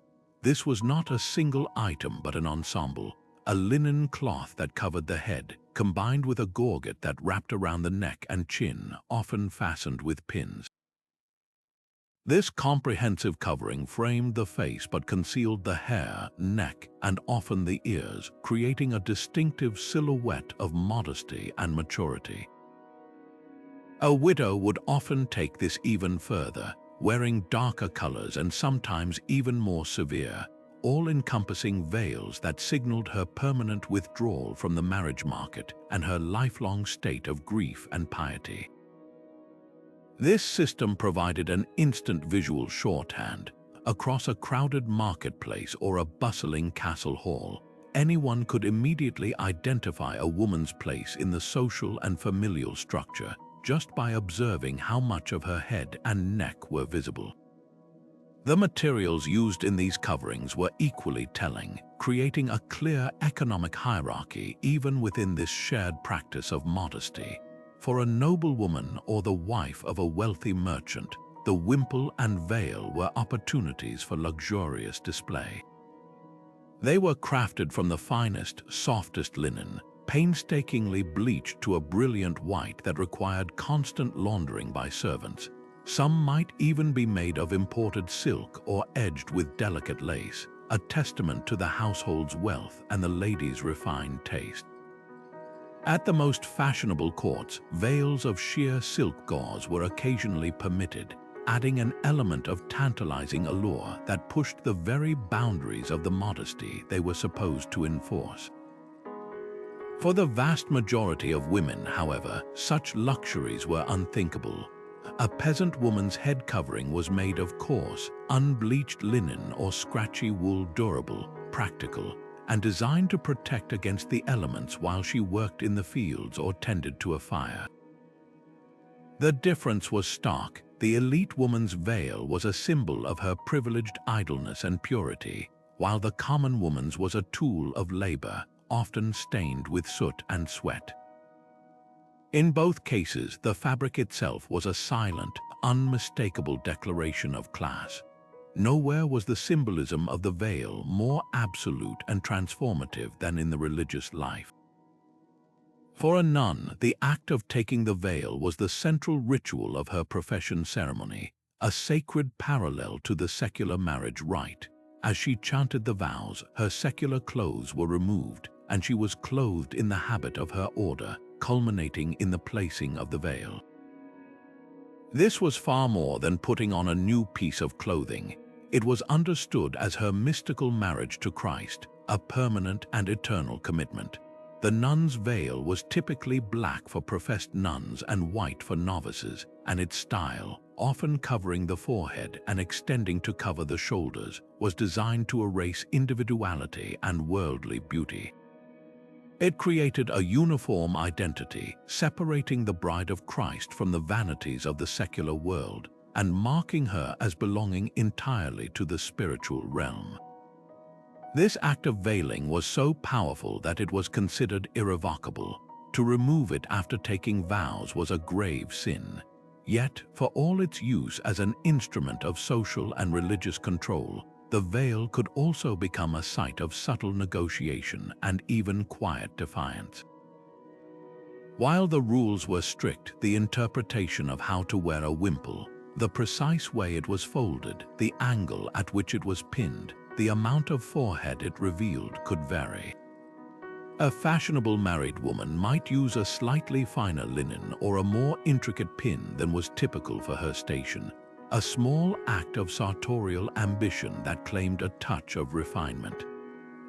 More daringly, some women at court were known to wear their veils further back on their heads, allowing a few rebellious curls to escape, a tiny but deliberate act of self-assertion within a rigid framework. These subtle adjustments were the equivalent of whispering in a room where everyone was supposed to be silent. They were minor infractions, but they proved that even the most symbolic and enforced garments could not completely stifle the human desire for individuality, foreshadowing the more overt acts of sartorial rebellion we will explore as we near our final hidden signals. Nowhere was the medieval obsession with visible, impractical luxury more perfectly expressed than in the gown with a train. This was not merely a garment, it was a territorial claim, a sweeping declaration of space and status that transformed the simple act of walking into a powerful performance of privilege. Imagine a queen processing through the great hall of a castle. Her every step is preceded and followed by a river of the finest velvet or silk, a luxurious cascade of fabric that flows several feet behind her, whispering across the rushes strewn on the floor. This train is not an accidental byproduct of the gown's design. It is the entire point. Its existence shouts a single, uncompromising message. The wearer does not merely occupy space, she commands it, and she has the human resources to manage the very impracticality of her own clothing. The economics of the train were a powerful barrier in themselves. The amount of extra fabric required was staggering. While a common woman's kirtle might use 3 or 4 yards of cloth, a noblewoman's gown with a substantial train could easily consume 10, 12, or even 15 yards of the most expensive material available. This was an immense and deliberate financial investment, a calculated waste of resources that only the very wealthiest could afford, but the fabric was only half the story. The true cost was in the human labor required to manage it. A noblewoman never lifted her own train. That was the duty of a train bearer, often a young page or a lady in waiting, whose sole responsibility in that moment was to walk behind her, carefully holding the heavy fabric aloft to keep it clean and prevent it from tangling around her feet. This created a living, breathing tableau of power. The noblewoman, unburdened and serene at the front, and the servant, physically enacting her dependence at the rear. The train was not just worn, it was served, making the social hierarchy literally visible in the relationship between two moving bodies. This made the garment a complete impossibility for anyone outside the elite. For a working woman, a train was not just ridiculous, it was dangerously absurd. The extra length would instantly become soiled with mud, animal waste, and grime from the streets. It would snag on tools, catch on door frames, and pose a genuine tripping hazard while performing any kind of labor. Its sheer impracticality was a perfect, natural enforcement of the social order. Why would sumptuary laws even need to forbid a peasant from wearing a train? The style was its own prohibition. Yet, the laws did indeed often specify permissible train length, not because they feared imitation from below, but to regulate competition within the upper classes. A countess might be legally restricted to a train of 1L about 45 inches, while a duchess could wear 2, and the queen could have as much as she desired. This prevented the lower nobility from visually equaling their superiors and kept the hierarchy among the elite perfectly legible. The symbolism of the train extended into the spiritual realm, though its meaning was carefully reframed. High-ranking clergy, such as bishops, cardinals, and the Pope himself, wore long, flowing robes and copes with trains during important religious ceremonies. However, this was not meant to signify worldly leisure, but rather the immense weight and solemnity of their sacred office. The train here symbolized the burden of their spiritual responsibility and their connection to the long tradition of the Church. The movement was slow, processional, and deliberate, emphasizing the gravity of the ritual rather than personal privilege. Yet, the visual language was undeniably borrowed from the aristocracy, reinforcing the Church's position within the established power structures of the medieval world. Despite the clear social and legal boundaries, the powerful allure of the train inevitably sparked ambition. Wealthy merchant-class women, barred by law from such displays but empowered by new money, began to experiment with abbreviated versions. They might commission gowns with a slight sweep of fabric at the back, just a few inches beyond the hem, that hinted at the grandeur of a full train without directly violating the law. This was a delicate and clever act of sartorial ambition. It allowed them to participate in the aesthetic of power, to signal their wealth and taste, and to edge visually closer to the circles they aspired to join. While a duke might scoff at such a modest effort, the message to fellow townsfolk was unmistakable. This was a woman of means and refinement, someone who understood the language of elite fashion and was not afraid to speak it with a carefully measured and legally permissible whisper. But for all its power to enforce order, the medieval world was never a place of perfect compliance. Wherever there are rigid rules, human creativity finds a way to bend them, and the sumptuary laws sparked a fascinating, clandestine fashion war. This wasn't a rebellion of open defiance, but one of clever subversion, a silent, sartorial chess match played in the streets and marketplaces between the ambitious, upwardly mobile and the authorities determined to keep them in their place. The wealthy merchant who could not legally wear a gown of silk could, however, wear a gown of the finest, darkest wool, so impeccably tailored that it rivaled the drape of velvet. And on the inside, hidden from the casual observer, he could line that very same cloak with a brilliant, forbidden scarlet silk. With a flick of his arm or a gust of wind, that illicit luxury would flash into view, a fleeting, tantalizing glimpse of the wealth he possessed but was not permitted to flaunt. This was the art of the hidden lining, a wearable secret that allowed the wearer to personally enjoy the feel of luxury and to share that knowledge with a select few who understood the code, all while maintaining a technically legal exterior. The ingenuity didn't stop there. Another popular tactic was the use of removable trims. A woman might own a perfectly legal headdress made of simple linen, but she could also own a separate, ornate band of embroidery woven with gold thread and tiny seed pearls. This band could be quickly stitched onto the headdress for a private gathering or a church service, and just as swiftly removed before heading out into the public square where the fashion police might be watching. Buttons, too, became a site for secret displays. The law might forbid a craftsman from wearing gemstones, but it said nothing about the backs of his buttons. He could have beautiful, jewel-encrusted buttons crafted, but wear them with the plain side facing outwards. To his friends, in a moment of camaraderie, he could simply turn them around to reveal the hidden treasure, sharing a moment of illicit enjoyment before turning them back to their humble public face. This constant game of peek-a-boo with luxury turned getting dressed into a strategic act, a daily performance of concealment and revelation. Perhaps the most brilliant strategy was the adoption of outdated elite fashion. Sumptuary laws were always playing catch-up, meticulously describing the current extravagances of the nobility. This created a curious loophole. A style that was all the rage at court 5 or 10 years prior might no longer be explicitly forbidden for commoners, as the laws hadn't been written to account for it. A savvy and wealthy townsman, keenly aware of these shifting trends, might deliberately wear the slightly outdated doublet or hose of a nobleman from a few seasons ago. To the true aristocracy, it would look comically passé, a clear sign he was not in the inner circle of fashion. But to his peers and social inferiors, the message was crystal clear.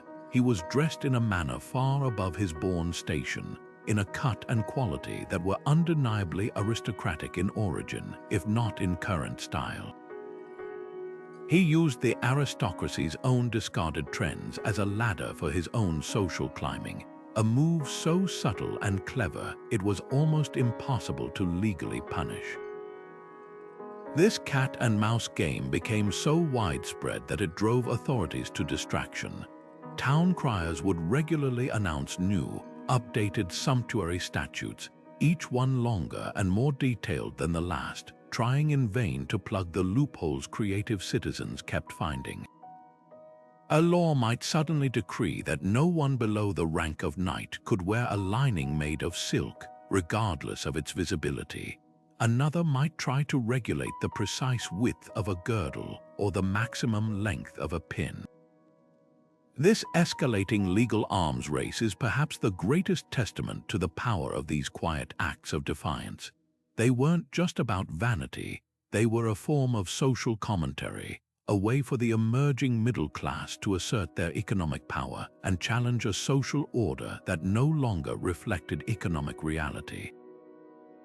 Every hidden silk lining was a small act of protest, and every updated law was an admission that clothing was not a passive reflection of society, but an active, dynamic force that could be used to reshape it from the inside out. But beyond the quiet rebellions of hidden linings and outdated fashions, there existed a form of adornment that was proudly, publicly displayed, one that spoke not of earthly ambition, but of spiritual accomplishment. In an age where vast journeys were fraught with peril, the pilgrimage badge was a humble, mass-produced token that became one of the most powerful status symbols a person could wear. These small, lead-tin alloy souvenirs, purchased at holy sites and pinned to a hat or cloak, were far more than simple mementos. They were wearable proof of endurance, faith, and often significant disposable income, transforming the returning pilgrim into a walking testament to their own devotion and worldly experience. In a society where most people lived and died within a few miles of their birthplace, someone adorned with these badges had seen the world and returned to tell the tale, their clothing serving as a literal map of their spiritual and geographical journey. The language of these badges was instantly recognizable to any medieval person. Each major pilgrimage site had its own distinctive emblem, a visual shorthand that required no explanation. A pilgrim who had made the long and arduous journey to the shrine of St. James in Santiago de Compostela would wear a scallop shell. This wasn't just a random symbol. Pilgrims would actually collect scallop shells from the beach at Finisterre, the end of the world, making the badge a direct souvenir of the place itself. Those who traveled to Canterbury to visit the site of St. Thomas Becket's martyrdom would bring back an ampulla, a small, flat flask typically depicting the murdered archbishop on horseback. These flasks were designed to hold holy water, or Canterbury water, which was believed to have miraculous healing properties drawn from the site. To see someone wearing a scallop shell or an ampulla was to immediately understand the scale of their undertaking.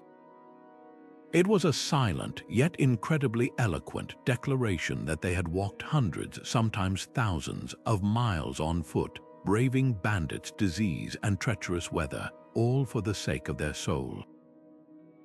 While the act of pilgrimage was, in theory, open to anyone with the faith and fortitude to undertake it, the badges themselves quickly became a nuanced indicator of economic means.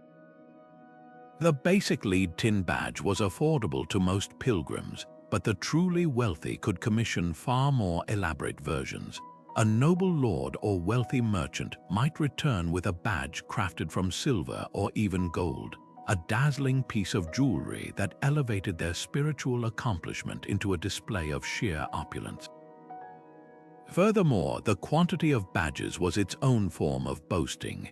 A single scallop shell spoke of one great journey, but a hat covered in badges from Jerusalem, Rome, Canterbury, and Cologne told a story of a lifetime dedicated to devotional travel, a luxury that only the extremely affluent could afford. This created a subtle hierarchy even among the pious, the pilgrim who had simply completed the journey, and the elite pilgrim who had done it with style and frequency, their faith visibly intertwined with their vast financial resources. Perhaps the most beautiful aspect of this practice was how it created invisible communities. A pilgrim traveling alone through foreign lands could spot a fellow traveler from afar by the badges on their hat. That scalloped shell or ampulla was an immediate signal of a shared purpose and experience, a reason to offer shelter, share a meal, or exchange stories on the road. Back home, these badges fostered a sense of shared identity within a village or parish. Those who had made the same pilgrimage would recognize each other as part of a special group, bound by the shared memory of the journey's hardships and the ecstasy of arrival. This turned clothing into a social network, a way of finding your people in a crowded marketplace or a bustling church, your badges silently announcing your affiliations and achievements to all who knew how to read them. Yet for all their power to create community, these souvenirs also celebrated intensely personal narratives. For some, a badge was a trophy, a hard-won prize from a great adventure. For others, it was a votive offering worn in gratitude for a prayer answered, a sick child healed, a disaster averted. For the poor or the ill who could not make the journey themselves, a badge brought back by a relative or purchased from a vendor might be worn as a proxy, a way to participate in the grace of the holy site from afar. This humble piece of metal pinned to the cloth could carry a universe of personal meaning, a story of fear and courage, of hope and gratitude, of a life transformed by a single, extraordinary journey. It demonstrated that even the smallest accessory could be layered with profound significance, blending personal devotion with public pride in a way that few other items in the medieval wardrobe ever could. But beyond the individual quest for spiritual grace, the bustling medieval city offered a different kind of identity, one forged not by blood or faith, but by skill and commerce.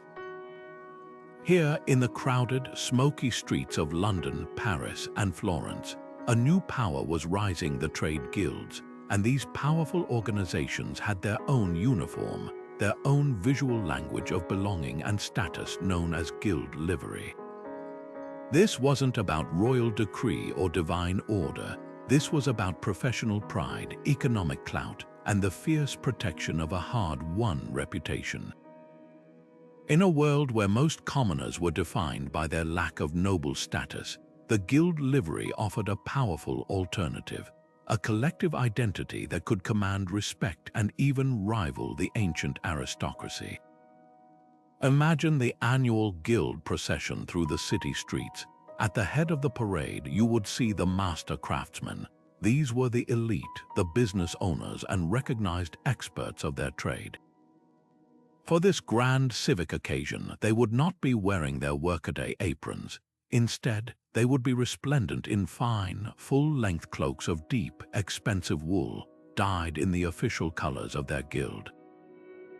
A master goldsmith might wear a cloak of rich purple, while a master fishmonger's could be a distinctive sea green. Upon the breast of this cloak would be embroidered the guild's insignia, a detailed, symbolic badge of honor. For the carpenters, it might be a compass and square; for the bakers, a sheaf of wheat and a pretzel; for the barber surgeons, a distinctive striped pole. This magnificent attire was a public declaration of their success, their authority within the craft, and the immense pride they took in their work. They were the living embodiment of the guild's prestige and quality. Following behind them would be the journeymen and the apprentices, each rank clearly marked by their own, simpler version of the livery. A journeyman, a skilled worker who had completed his apprenticeship but had not yet risen to the level of master, might wear a shorter tunic in the guild colors, perhaps with a less elaborate version of the badge. An apprentice, the lowest rung on the ladder, might simply wear a plain apron of the guild's color or a small, pinned-on cloth patch indicating his affiliation. This strict hierarchy of dress was absolutely intentional. It made the entire structure of the guild instantly visible to everyone in the city. You could look at a man in a crowd and know not only his profession, but his exact level of experience and seniority within it. This visual coding prevented confusion, maintained order during ceremonies, and constantly reminded the younger members of the ladder they aspired to climb.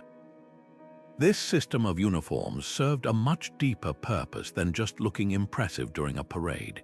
Wearing the guild livery was a solemn pledge. It implied a binding adherence to the guild's strict ordinances and quality standards. A baker wearing his guild's badge was personally guaranteeing that his bread was of the correct weight, made with the approved ingredients, and sold at the set price. A weaver's livery was a promise that his cloth was woven to the exact width and density required by the guild's regulations. This turned clothing into a powerful tool of consumer protection and self-policing. If a craftsman produced shoddy work or engaged in fraud while wearing his livery, he wasn't just damaging his own name, he was smearing the reputation of every single member of his guild. The punishment for such an offense could be severe fines, expulsion from the guild, and public humiliation, often by being forced to stand in the pillory with the substandard goods hung around his neck. The livery, therefore, was a constant reminder that one's individual actions reflected upon the entire collective, fostering a powerful culture of quality control and ethical business practices. In cities where guilds grew particularly wealthy and influential, their liveries evolved into potent symbols of a new kind of urban power. In places like London, the great livery companies began to rival the traditional nobility in their influence over city politics and economics. Their halls were as grand as any baron's castle, and their private armies, dressed in the guild's colors, could be called upon to defend the city walls. To see a contingent of men all wearing the same distinct livery was to see a mobilized economic force, a bloc of voters, and a political faction all rolled into one. This was a direct challenge to the feudal worldview, where power was supposed to flow down from the king to the land-owning nobility. The guilds proved that power could also flow from collective skill, organized labor, and control of trade. Their liveries became the uniforms of this new merchant class authority, a bold declaration that the hands that built and traded could wield as much influence as the hands that held a sword. Yet for all its power to unite and empower, the guild livery also had a darker side. It was a powerful tool of exclusion and control. The very same insignia that granted membership to some could be used to deny it to others.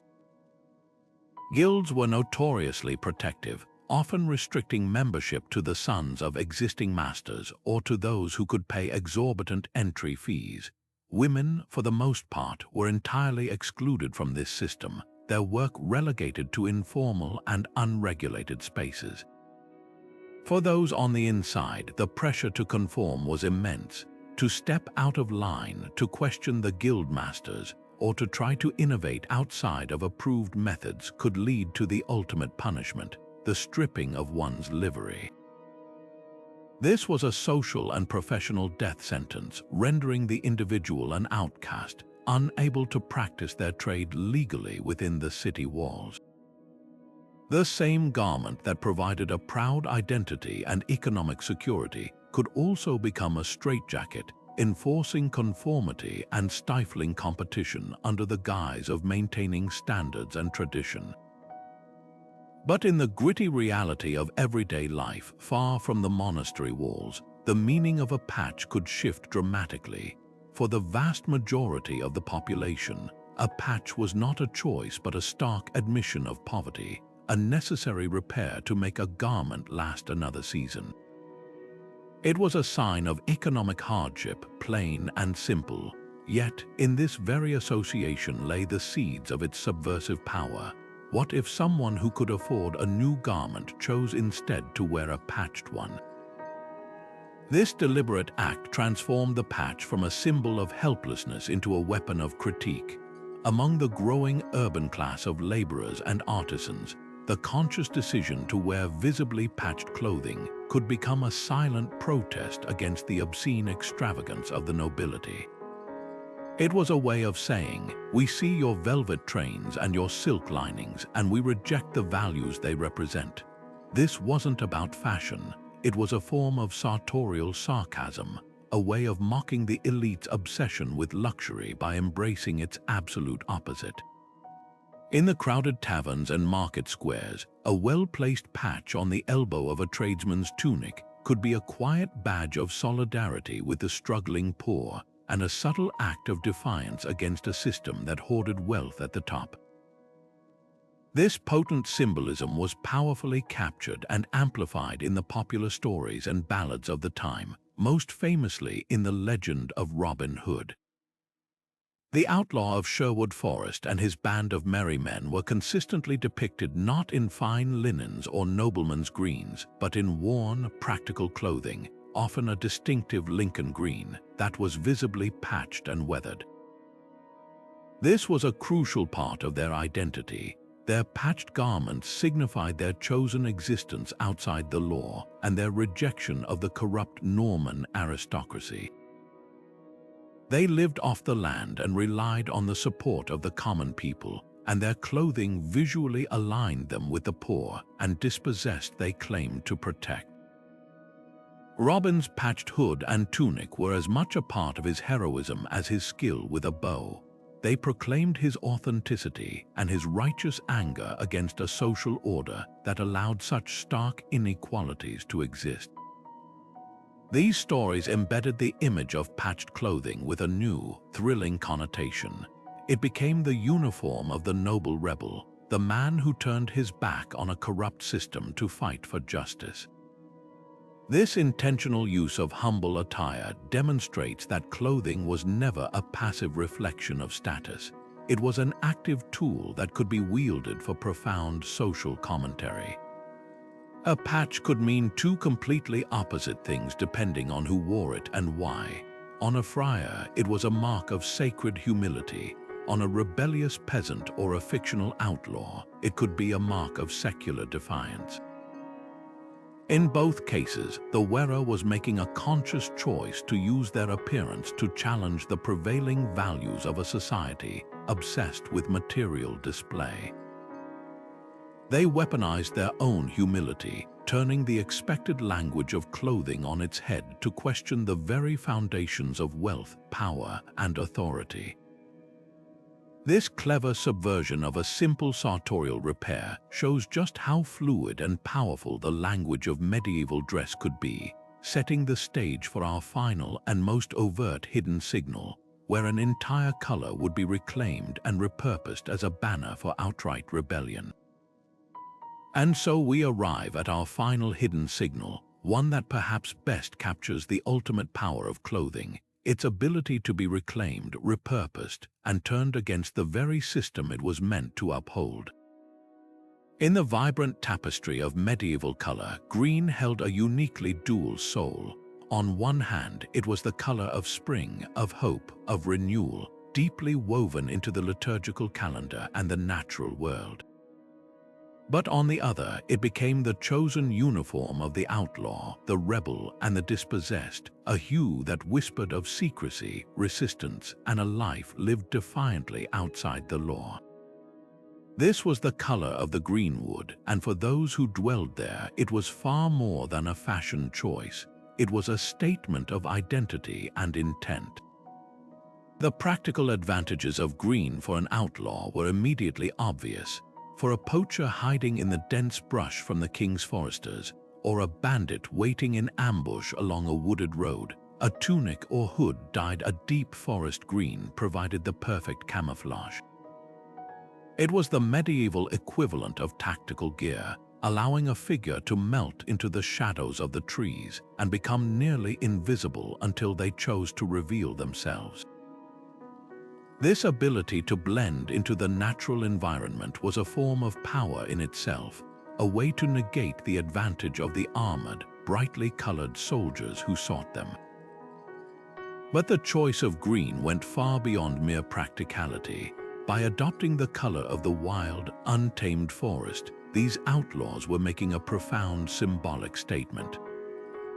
They were aligning themselves with a world that existed beyond the control of the manor, the sheriff, and the crown. The forest was a place of freedom, mystery, and ancient law, and by wearing its colors, they claimed that freedom for themselves, visually rejecting the ordered, hierarchical world of cultivated fields and walled towns. The most famous embodiment of this idea is, of course, the legendary Robin Hood and his band of merry men, consistently depicted in ballads and stories clad in Lincoln green. This was not a random detail, it was central to their mythos. Their green clothing was their badge of honor, a unifying symbol that set them apart from the Norman nobility in their brilliant reds and royal blues. When Robin's men moved through Sherwood as one, their green garments created a powerful visual identity, a sense of brotherhood and shared purpose that was as important as any oath. It transformed them from a ragged group of individual outcasts into a cohesive force, a small army of the green that could strike from the shadows and vanish just as quickly. This use of a common color was a brilliant piece of psychological warfare, making them seem like a legion, an extension of the forest itself rising up against its oppressors. What made this form of rebellion so uniquely potent was its accessibility.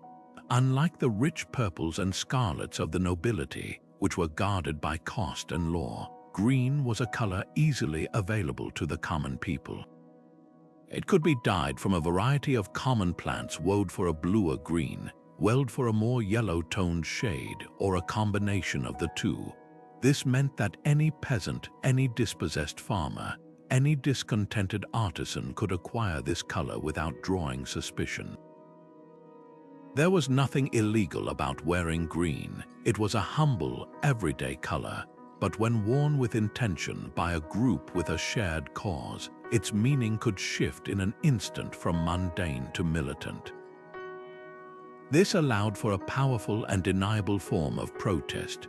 A group of villagers gathering to protest a harsh tax or enclose common land might agree to all wear a green ribbon or a sprig of leaves. To the authorities, it might just look like a crowd, but to the participants, it was a silent signal of solidarity, a way to recognize one another and feel the strength of their numbers without ever saying a word that could be used against them. This reclamation of green shows us the final, thrilling dimension of medieval clothing's hidden language. We began with clothing as a rigid enforcer of hierarchy, a tool to keep everyone in their God-ordained place. We saw how it could display piety, professional pride, and feudal loyalty. But here, at the end, we see how those at the very bottom of the social order could take the simplest element of dress, a humble, affordable color, and infuse it with a new, dangerous, and powerful meaning. They took a symbol of nature's renewal and turned it into a banner of social renewal, a hope for a world turned right side up. In doing so, they demonstrated that the language of clothing was never a one-way street. It was a constant, dynamic conversation, a silent struggle over meaning itself, where even the most common thread could be spun into a symbol of defiance and the deepest desire for freedom. Throughout this journey, we've unraveled a world where fabric was far more than just thread and dye. It was a sophisticated, silent language. Every element we've explored, from the sweeping train of a noblewoman's gown to the humble pilgrim badge pinned to a traveler's hat, served a purpose. These were not arbitrary fashion choices but deliberate signals, deeply embedded in the cultural, legal, and spiritual fabric of the Middle Ages. They offered an immediate, visual shorthand that everyone could understand, instantly communicating who held power, who served faith, and who dared to challenge the established order. This intricate code governed daily life, making the medieval street a living, breathing tapestry of identity and aspiration. As we step back into our modern world, it's fascinating to see how these ancient echoes still resonate in the clothes we wear today. Think about the corporate executive in a sharply tailored suit. This is the modern equivalent of the noble's fine worsted wool, a uniform designed to project authority, success, and belonging to a specific professional tribe. The stark black and white of a judge's robe carries the same weight of solemn authority and impartiality as the vestments of a medieval cleric. Even in subcultures, the principle remains. The patched jacket of a punk rocker or the distinctive style of a hip-hop artist functions just like the green garments of medieval outlaws, creating a visual identity that defies mainstream norms and signals rebellion and belonging to a specific community. We may not have sumptuary laws dictating the color of our socks, but we absolutely still use clothing to navigate social hierarchies, express our affiliations, and quietly tell the world who we are or who we aspire to be. I hope this deep dive has given you a new lens through which to view history. The next time you're in a museum, standing before a portrait of a stern-faced duke or a serene Madonna, take a closer look. Look past the face and study the clothes. See the ermine trim on his sleeve and understand it as a declaration of royal privilege.